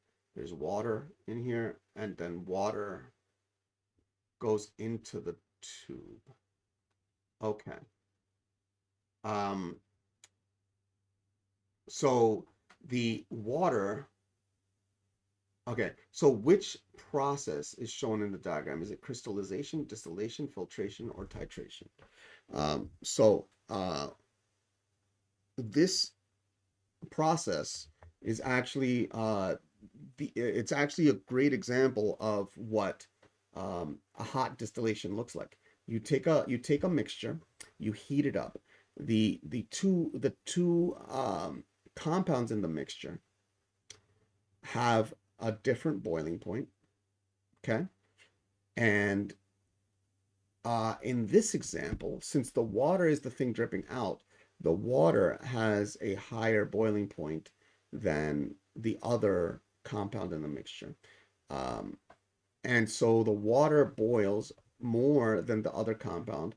It goes up, and then the water comes out it goes through the tube. The condenser cools that water, okay, from the gaseous state to the liquid state, which it then drips into a waiting beaker. Okay, now this diagram is a little bit confusing because then there's like water in the beaker, which means that there's water dripping out. There's a water tube going this way, water in, and then there's a water tube going out that way. So here's the thing: the water in the beaker is different from the water in and the water out. The water in the beaker is the water that came from the flask that was vaporized and then went through the condenser, cooled to its liquid state, and then dripped out. The water in actually goes to the outside of this tube. And what that does is it actually cools the tube. So this water in and water out are actually cooling water. They're just literally meant, there's a tube here going out, there's more water going in, and since water is not so precious, this water out probably just goes into a sink, and the water in probably comes from a faucet. And it literally goes on the outside of the tube. So the outside of the tube is filled with water. So it's a two-layer tube. The outside of the tube is filled with water. And then there's an inside tube where the water coming off of this boiling flask is going. So the outside water cools down the inside water, which then that cooled down water becomes liquid, then drips out. So yeah, and that is an example of distillation. And distillation of alcohols, you may have heard the word distillation in the realm of alcohols. Distillation of alcohols happens in a very similar way, except that alcohol has a higher boiling point than water. So often you're actually boiling off the alcohol when you're distilling alcohol, and the water is what stays behind. Okay. Number 49. Given the equation representing the system at equilibrium. So we have CO3 2 negative aqueous, those are ions, plus H2O liquid are in balance with HCO3 negative aqueous and OH minus aqueous. Okay, which statement describes the base in the forward reaction? The forward reaction, so we're going this way. The forward reaction. Is it that H2O liquid is the base because it accepts an H plus ion? Or is it the H2O liquid because is the base because it donates an H plus ion? Or is it the CO3 2 negative as is the base because it accepts an H plus ion? Or is it the CO3 2 negative aqueous is the base because it donates an H plus ion? Okay, so if you look at this reaction, the H2O splits into an H and an OH.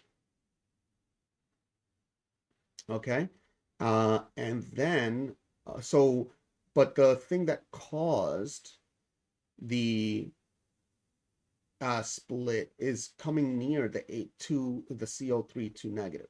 So notice that in this case, by accepting a H plus ion right here and having now a charge of -1 instead of -2, it increased the concentration of the OH. And we said it earlier that an acid, an Arrhenius base rather, increases the concentration of OH ions, and an Arrhenius acid increases the concentration of H plus ions. This CO3 2 negative increased the concentration of the OH ions, so it is the base, and the reason it's a base is because it accepted an H plus ion.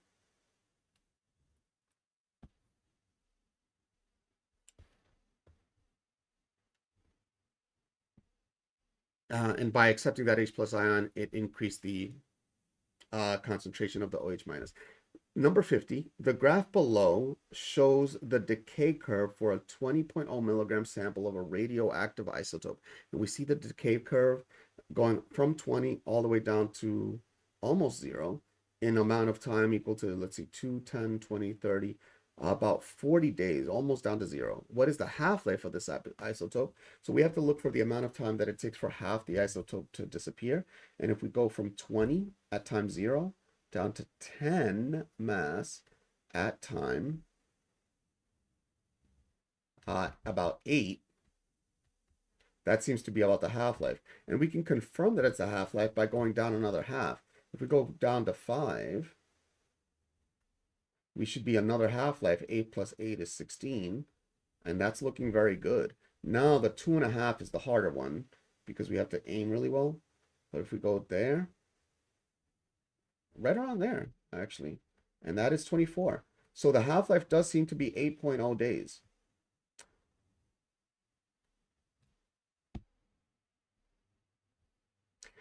This one is worth checking further and further. I just did it to just kind of check to get you more intuition on half-lives.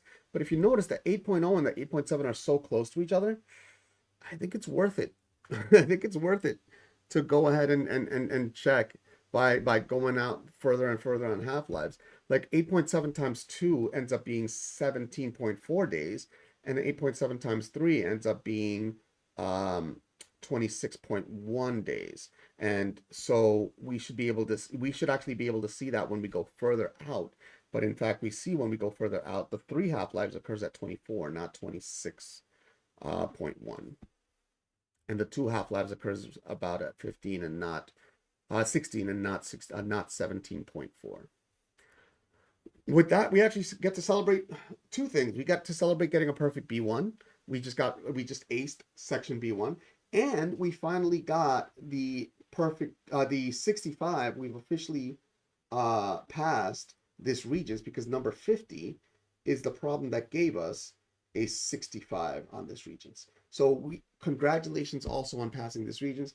Our goal is not to pass this Regents. Our goal is to ace this Regents. So we are going to keep going. Part B2 now has all short answer questions, okay? So now the short answer questions are going to be put in another booklet.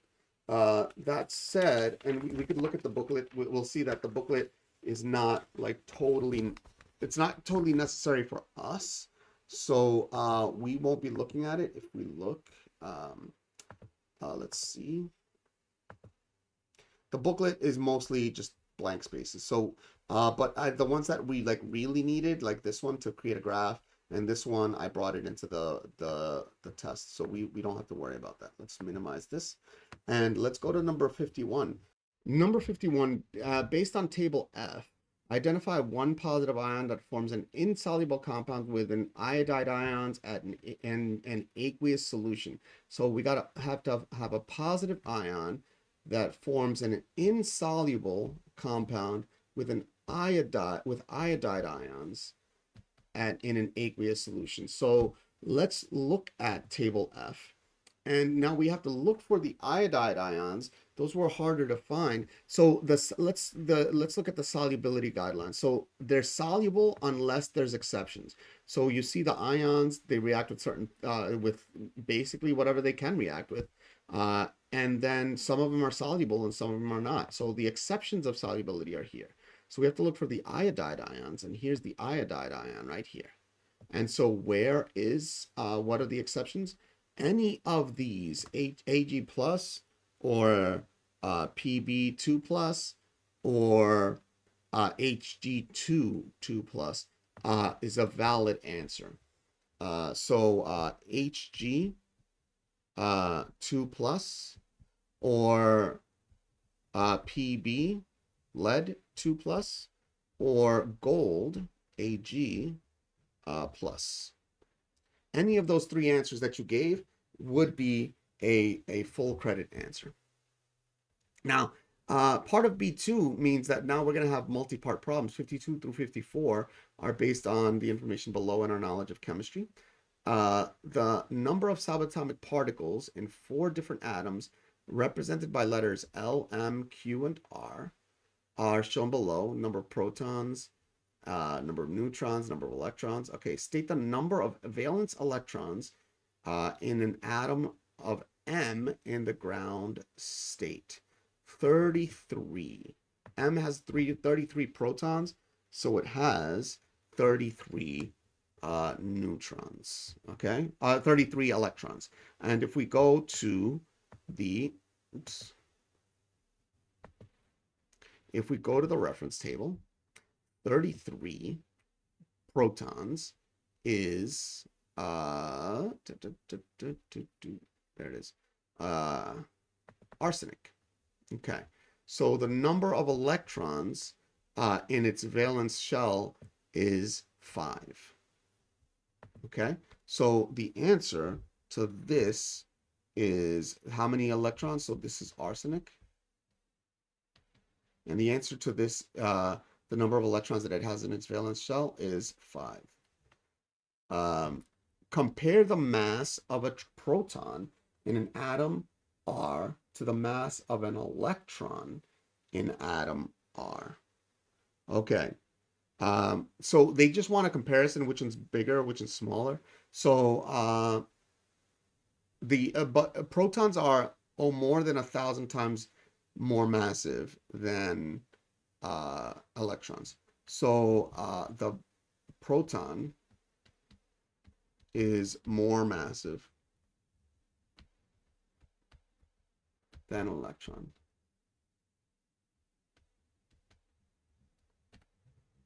Okay, so the proton is more massive than the electron.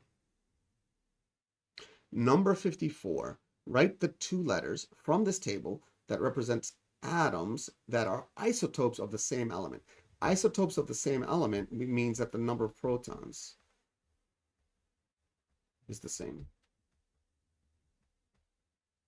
So which elements have the same number of protons? That would be M and Q. M and Q is the answer to that question. Now we're going to base our answers of 55 through 58 on the information below and our knowledge of chemistry. Potassium and bromine react to form the ionic compound potassium bromide.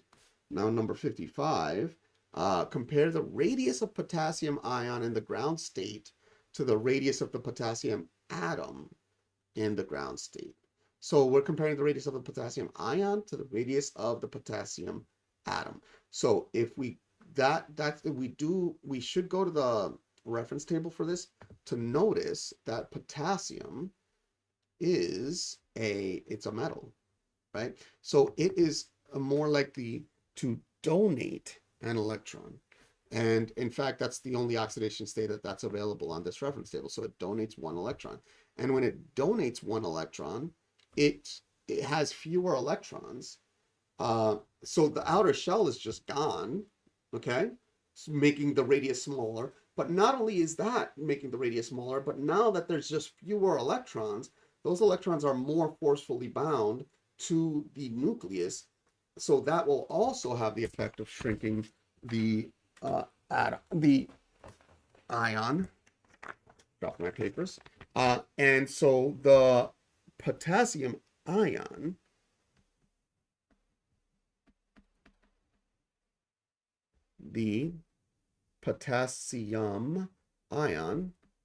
it has a smaller radius.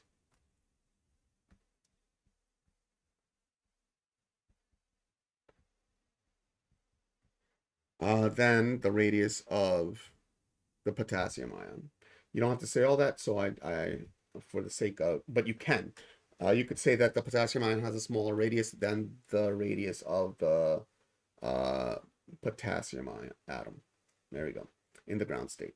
Number 56, identify the noble gas that has atoms in the ground state with the same electron configuration as potassium ion K plus in the ground state. For this, we do have to go back to the reference table, and we see that potassium, which has 19 electrons, because it has 19 protons, when it loses that one electron, it will have 18 electrons. It's lost that one electron in the outer shell, and now, since it has 18 electrons, the electron configuration will be the same as an atom, which has 18 electrons in it, which is argon. So the electron configuration is the same as that of argon. And you could say argon, A-R-G-O-N, or you could say A-R. Any one of these two answers, AR or argon, would have been a full credit answer. Number 57, in the space in your answer booklet, although like I said before, we are going to draw it right here. Draw a Lewis electron dot diagram for bromine ion Br minus. So if we go back to the reference table, look at bromine. So bromine is a group 17 element, which means it has 7 valence electrons. If it has a ionization of -1, that means that it has that extra 8th valence electron. So it has 8 electrons in the outer shell. So we could draw it this way with 8 electrons on the outside, and we have to draw them in pairs of 2. 8 electrons, 1, 2,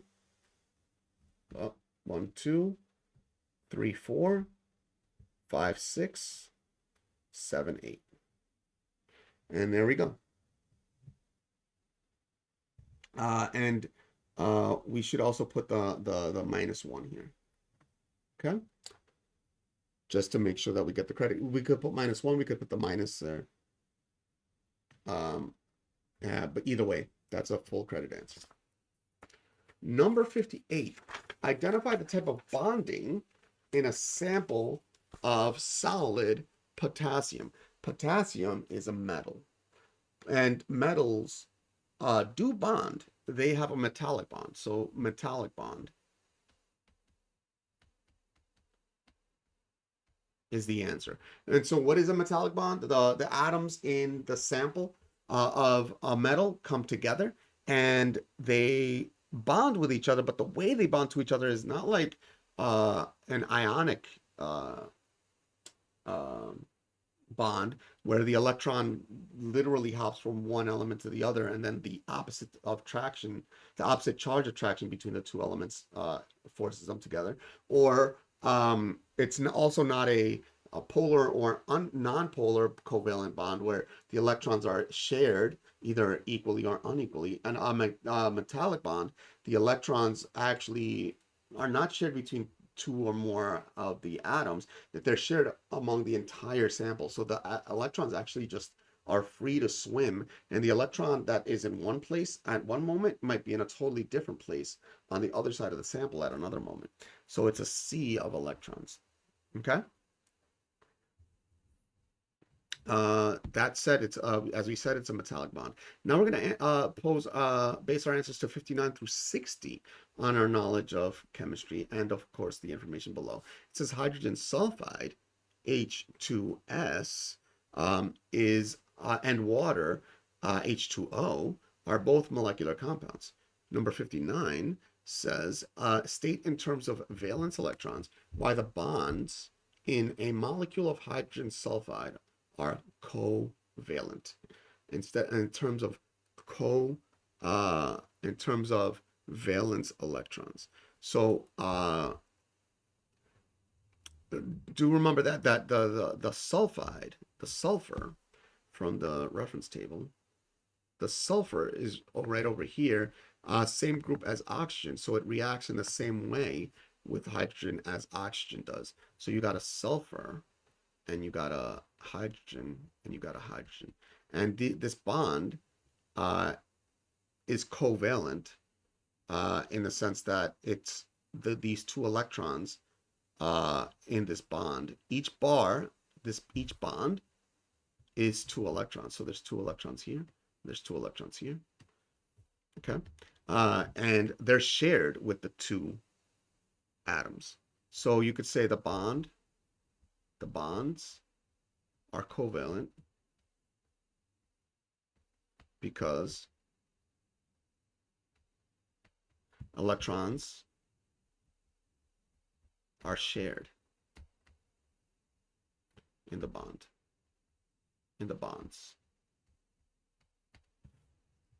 Number 60, explain in terms of charge distribution why a molecule of H2S is a polar molecule. Now, if we drew a diagram, you don't have to draw a diagram, but the S looks like that, the H looks like that, and then the sulfur has two sets of valence electrons that are on the other side, which makes this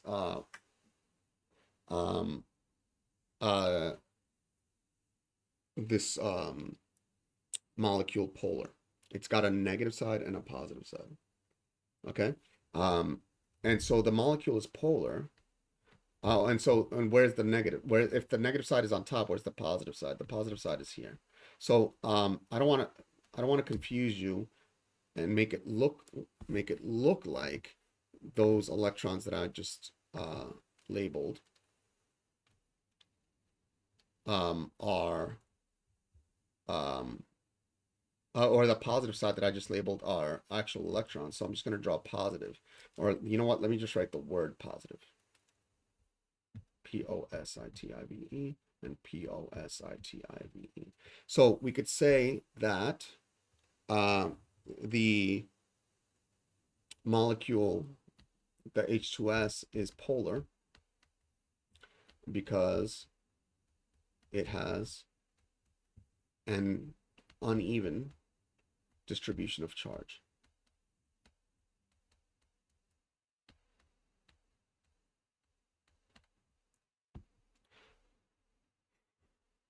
Number 61 through 63, based on the information below and our knowledge of chemistry. An equilibrium system in a sealed rigid container is represented by the equation below. H2 gas plus I2 gas plus heat are in balance with 2HI gas. Equilibrium with them. So the question 61 says, compare the rate of the forward reaction to the rate of the reverse reaction in the system. If the system is in equilibrium, the rate of the forward reaction and the rate of the reverse reaction are equal. So you could say that the rates are equal.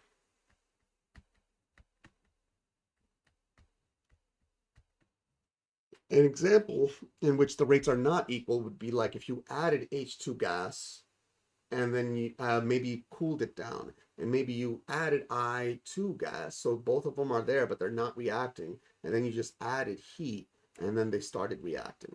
When they start reacting, the reaction will be in one direction. The H2 and the I2 will switch atoms. Some of them will, and become two copies of HI.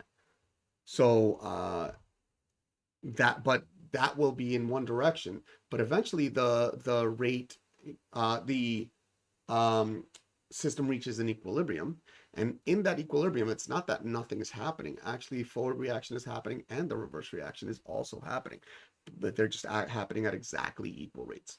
Number 62, state the effect on the concentration of iodine gas when hydrogen gas is added to this equilibrium system. So what does the hydrogen do? I mean, in this case, hydrogen and iodine bond to make hydrogen iodide, right? So if you add more hydrogen to this system, which is already in equilibrium, okay, how will it affect the reaction? Well, the H2, there's more H2s now that can react with the I2s to form HI. So the concentration of the iodine would go down because more of it would react with the newly added H2. So increasing the H2 concentration would decrease the I2 concentration. Number 63. Draw a potential energy diagram on the labeled axes in your answer booklet for the forward reaction. For the forward reaction. Okay, so that's over here. Now, H2 and I2 are both very stable molecules. They're both very stable molecules, and they release an enormous amount of energy when they react. So the amount of energy required to make the H2I, the HI reaction occur is great. And in fact, there's a hint here that that more energy is needed to make this reaction occur in the forward direction. The fact that the heat is on the left side. So if you have H2 plus I2 plus heat, that forms 2HI. So the reactants have a certain amount of energy. Then when the reaction occurs, meaning the activation energy is provided, the activation complex is formed, and then they start forming the two HIs, and the energy starts going down, energy is released, but it doesn't go all the way down to this, nor does it go below this, because the energy, heat was needed to be added to make this reaction even occur. So it flattens out up here. Okay. Now let me actually make this just a little bit smoother. So again, potential energy, then they come together with the right activation energy. The compound is formed. As they're being formed, energy is released, but it doesn't go all the way down because heat had to be added for this reaction to even occur. And there we go. Okay. If you're not happy with the exact curvature of my drawing, let's actually look at the solution set. Here we go. This is what the solution set looks like. So it looks, you know, with a certain amount of artistic interpretation, the same as mine. Now we got to base our answers to 64 and 65 on the information below and our knowledge of chemistry. Radon 222 and radon 223 are two radioactive isotopes of radon. Radon 222 emits alpha particles when it decays, and radon 223 emits beta particles when it decays. Complete the nuclear equation in your answer booklet for the decay of radon 222 by writing a notation for the missing product. Okay, so looking at the answer booklet, oh, I actually brought it in. I just remembered I brought it into here. This is what the answer booklet looks like. So the radon 222 reacts to form or releases a alpha particle, which is a helium nucleus. Notice that to do that, it released 4 nucleons. So the number of nucleons in the product will be 222 minus 4. Let's just do just a quick arithmetic here. 222 minus 4 is equal to 218. Okay, so the atom is going to have 218 nucleons. And also, the number of protons in radon is 86, but then 2 protons are leaving. Let me repeat, just in case I said that wrong. The number of protons in radon is 86, but 2 protons are leaving in the helium nucleus or in the alpha particle. So the final product is going to have the number of protons equal to 86 minus 2, which is equal to 84. 84, and then we can go to the reference table to find out which element has 84 electrons and protons, and that would be here, polonium, PO.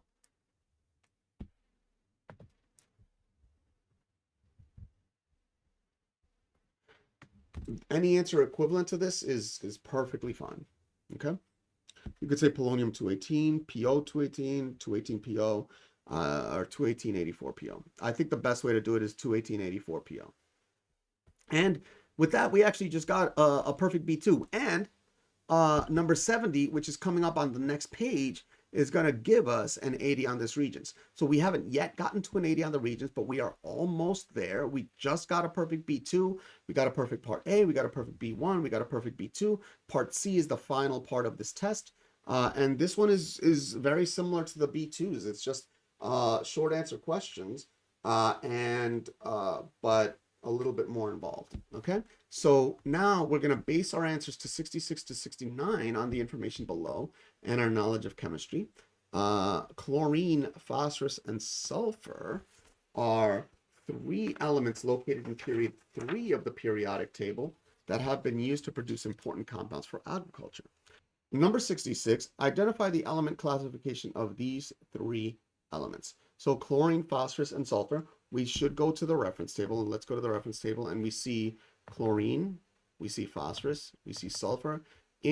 Above the staircase, these are the non-metals. So that's it, non-metals. So non-metals.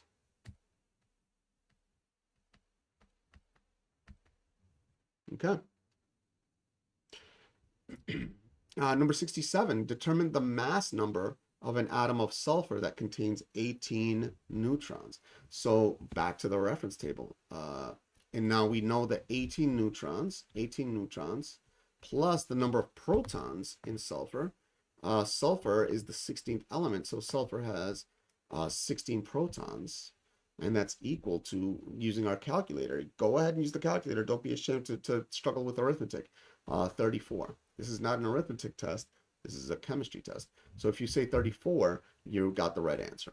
Number 68, state the trend in atomic radius as these period 3 elements on the periodic table are considered, as these period 3 elements are considered in order of increasing atomic number. So what's the trend in the atomic radius? So how can we possibly know that? I mean, I do know the more protons, the energy levels are the same, so it's feeling to me like it's going to shrink.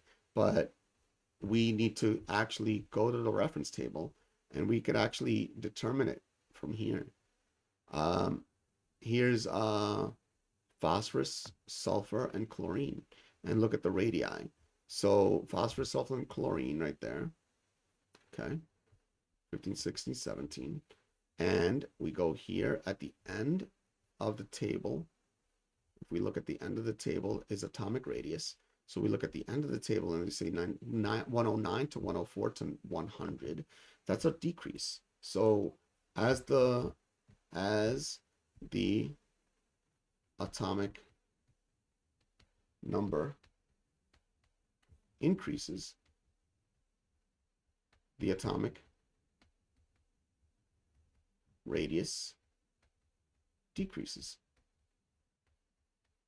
Number 69, identify which of these three elements is a gas at STP. So for that, we have to go right back to the reference table. And in fact, in table S, melting point and boiling point are part of table S that we were just looking at. So if we look at these three elements again, phosphorus, sulfur, and chlorine, and we look at the boiling point. Now, standard pressure is 1 atmosphere, but standard temperature is 0 degrees Celsius or 273 Kelvin. So one of these has a boiling point lower than the 273, and in fact, the one that has a lower boiling point is the third of the three, chlorine. So chlorine is a gas at STP.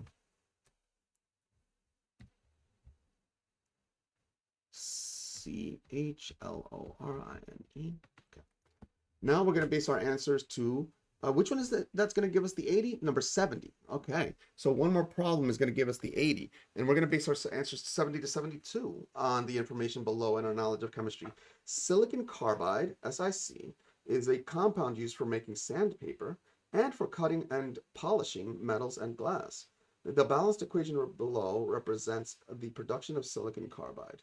SiO2 plus 3C plus heat forms SiC plus 2CO. Okay? And show a numerical setup for calculating the gram formula mass of silicon dioxide. Silicon dioxide. The gram formula mass. So they will accept whole numbers here, but if you actually also go to the reference table and look up the gram formula masses of each of these. 28.0855 for silicon, 28.0855 plus 2 times, I'm not even going to use the dot, I'm going to use the parentheses, 2 times, okay, the gram formula mass of oxygen, 15.9994. 15.9994. And that they just wanted that numerical setup. They did not want you to actually go calculate it. So you're good. You're good there.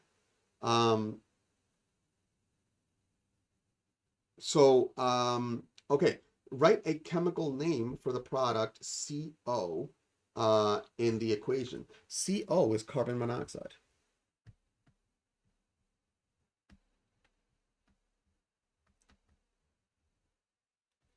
Another valid answer is carbon 2 oxide because the carbon has an oxidation state of 2 plus 2, whereas the oxygen has an oxidation state of minus 2. So the carbon 2 represents that the carbon has an oxidation state of 2. So carbon 2, Roman numeral 2 oxide would have been valid as well.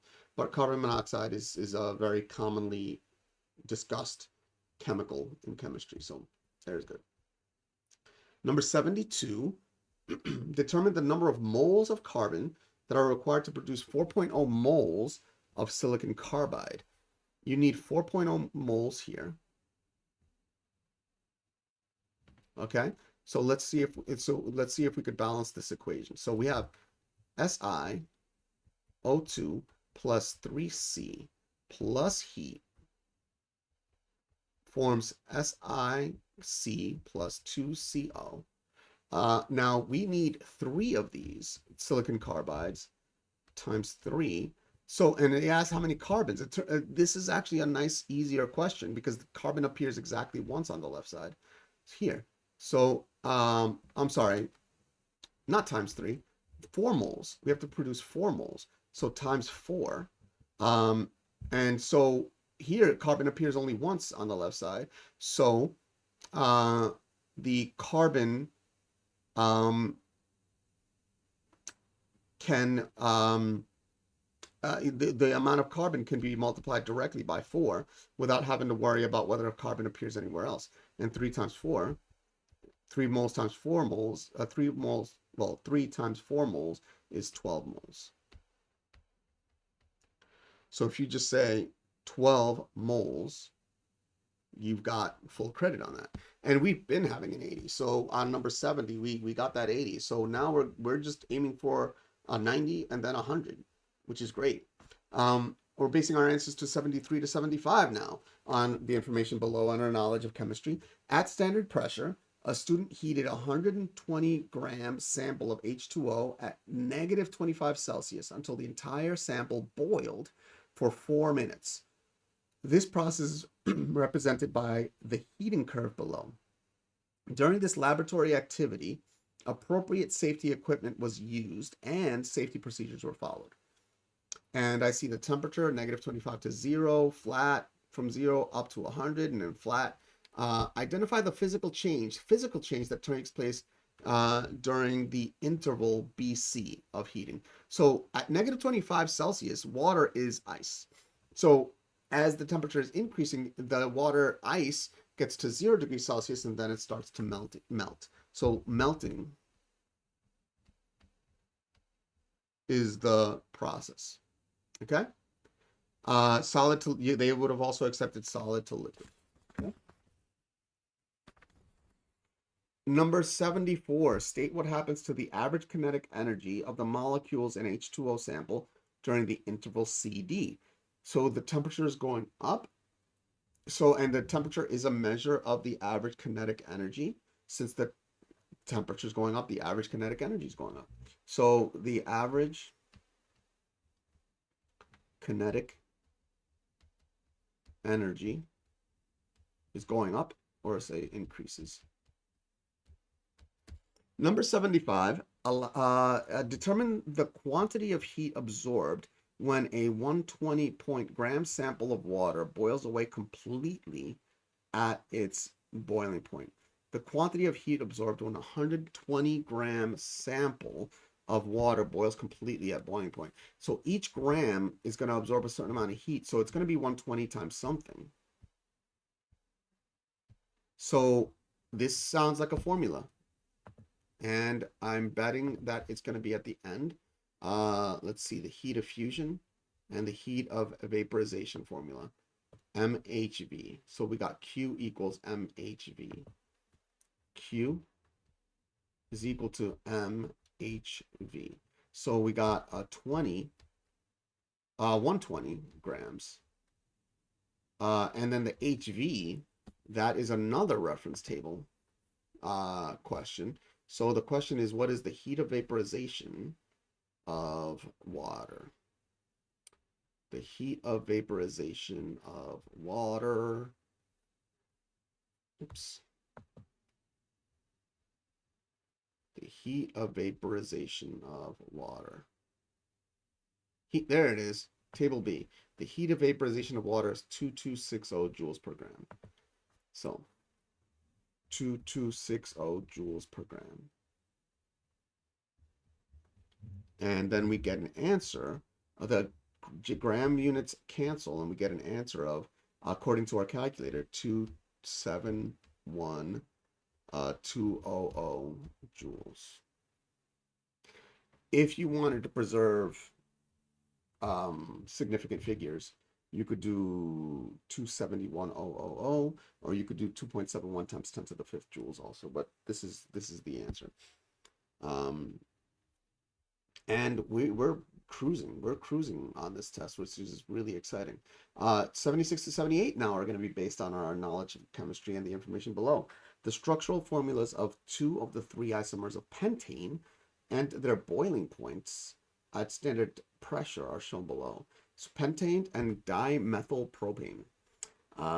Boiling point 36.1 Celsius, and dimethylpropane boiling point is 9.5 Celsius. So write the general formula for the homologous series to which these compounds belong. The homologous series. So that is a reference that helps to be to look at the reference table. And if you remember, we actually used this part of the table earlier today. Okay. Did I just pass it? Yes, I did. The homologous series. So pentane is an alkane, and it has the general formula CnH2n plus 2. And since dimethylpropane is an isomer of pentane, and isomer just means exactly the same number of atoms of each element, just bonded in a totally different way. The formula for that one, the general formula for that one is also CnH2n plus 2. So the answer to this is CnH2n plus 2. And so if you're wondering what this means in the context of this problem, I noticed that there's 5 carbons. So n is 5, and 2 times 5 plus 2 is 12. And in fact, if I count the number of hydrogens, there are 12 hydrogens. Same thing here, 3, 6, 9, 12 hydrogens, 5 carbons, 12, 5 times 2 plus 2 hydrogens. Number 77, state in terms of strength of intermolecular forces why the boiling point of dimethylpropane is lower than the boiling point of pentane in terms of intermolecular forces. So what happens when a substance boils? The energy being provided to the individual molecules in the sample is enough to overcome the intermolecular forces. And at that exact moment, at that exact temperature is when boiling starts to happen. So when the kinetic energy, the average kinetic energy of the individual molecules, it happens to be exactly equal to the energy required to escape the intermolecular forces. So something with a lower boiling point means it boils earlier and at a lower temperature, which means it has less energy needed to boil, which means the intermolecular forces are smaller. And a substance that has a higher boiling point would then have a higher intermolecular forces. So they're saying in terms of intermolecular forces, why the boiling point of dimethylpropane is lower than the boiling point of pentane. So the intermolecular forces of dimethylpropane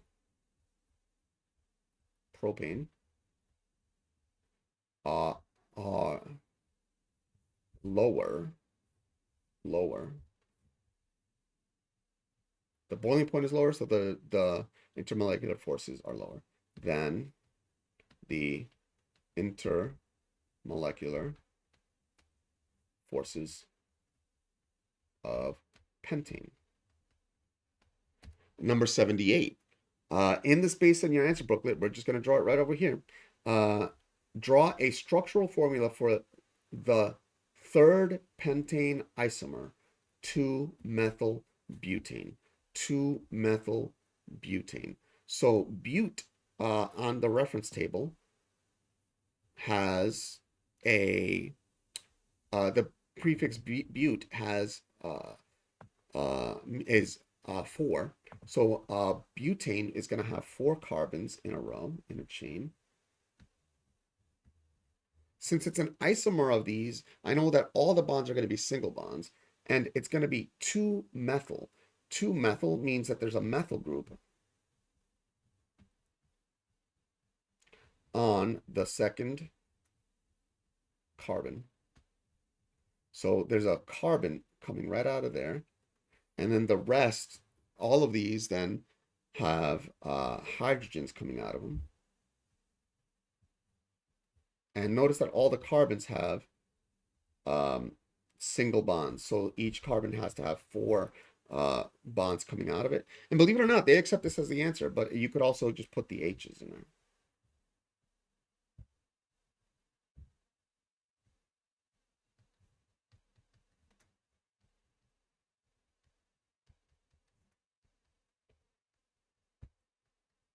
And I would love for someone, a maker who happens to be a maker of the Regents, to let me know, let us know if the following is a valid answer.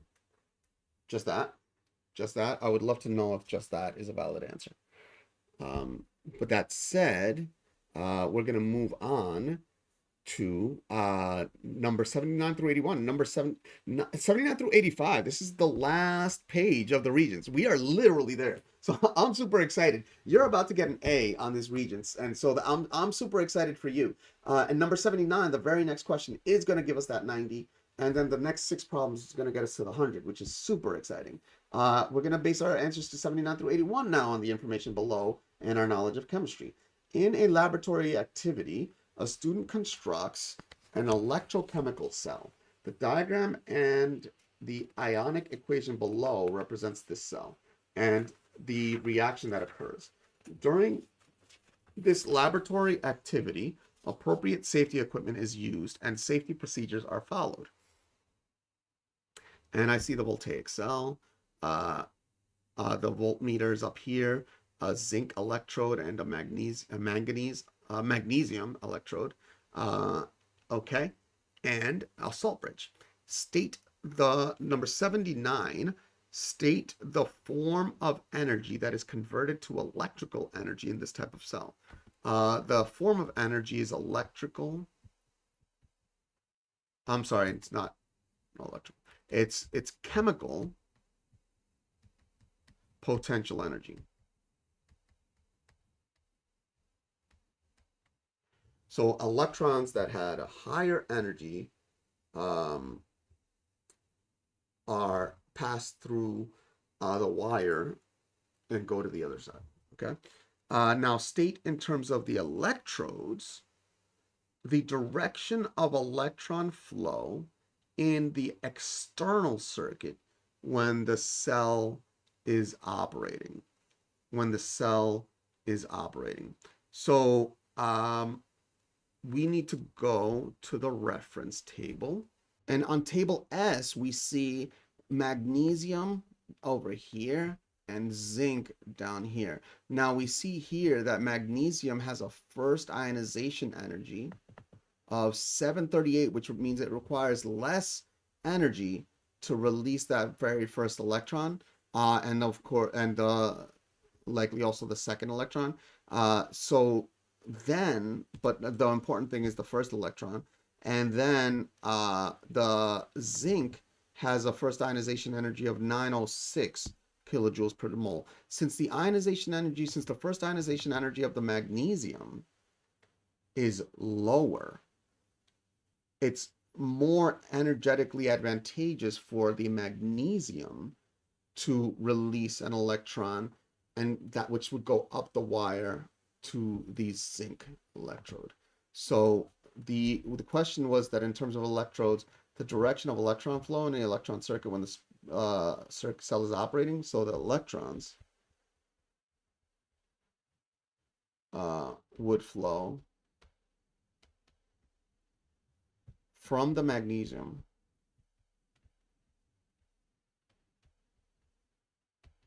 electrode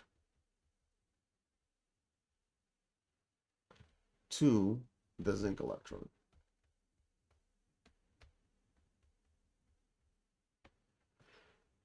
Okay. And we've already got our 90, but we are aiming for 100. Number 81. Write a balanced equation for the reduction half reaction that occurs in the cell. The reduction half reaction. So what is a reduction reaction? A reduction means that the charge is reducing. The charge is reducing. And we remember that electrons have negative charges, so for the charge to be reducing, the number of electrons have to increase in the element that is being reduced. And we said that the electrons flow from the magnesium to the zinc.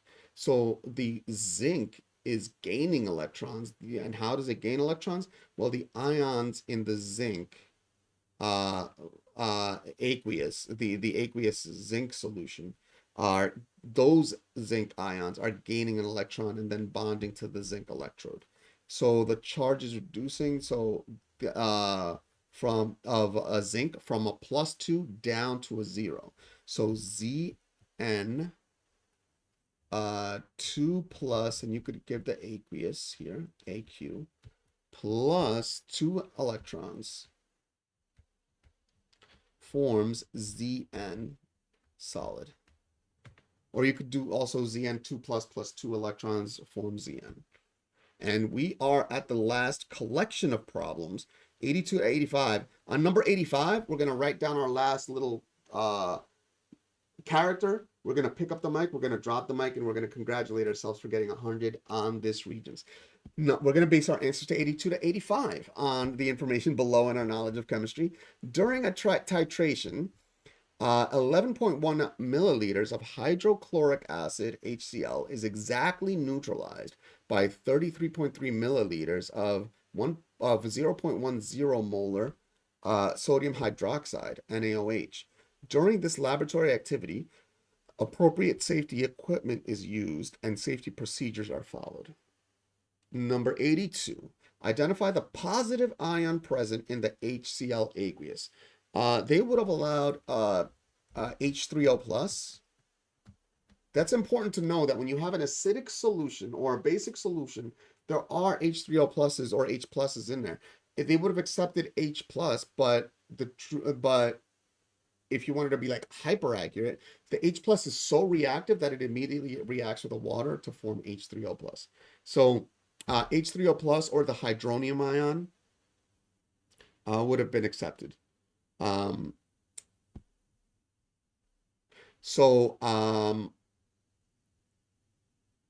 you could have said hydrogen ion too.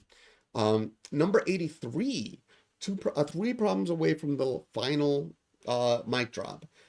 Determine the concentration of the HCl aqueous using the titration data. So we know that 33.3 milliliters of 0.10 molar sodium hydroxide neutralized 11.1 milliliters of hydrochloric acid, which means that the the H plus or the H3O plus ions were exactly paired with all of the OH minus ions in the NaOH aqueous solution, which means that the amount of NaOH had to equal the amount of HCl.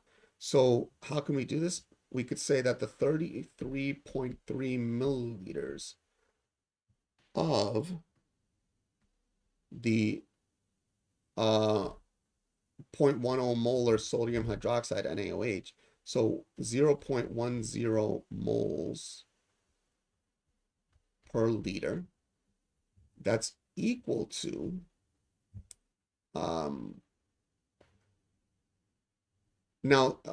yes, that is equal to the 11.1 milliliters of the hydrochloric acid, which contributes 1 H3O plus ion each, just like the NaOH contributes 1 OH minus ion each, multiplied by some mystery molarity. And if we divide by 11.1, milliliters, we get that the molarity of the NaOH is equal to the 33.3 divided by 11.1 is 3 times 0.10 is 0.30 molar. And that is the answer that they're looking for. Okay. Number 84. So this is 0.30 molar. Okay. So number 84. State the color of Brom Cresol green if it is added to a sample of the sodium hydroxide solution. The sodium hydroxide solution.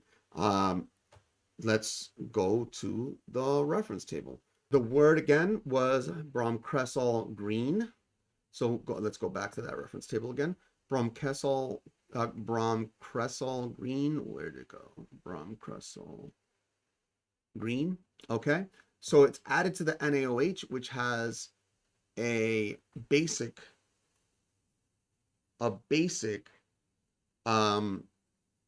pH. So we see that this bromcresol green changes from at a pH of 3.8 of yellow to a pH of 5.4 color blue, and then beyond 5.4 it just stays blue.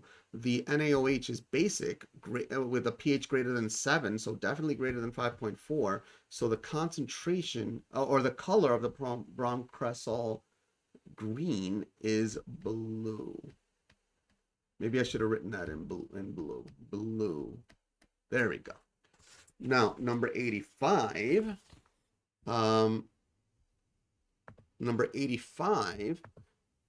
State in terms of ions, and this is our last problem. And by the way, here's the subscribe button.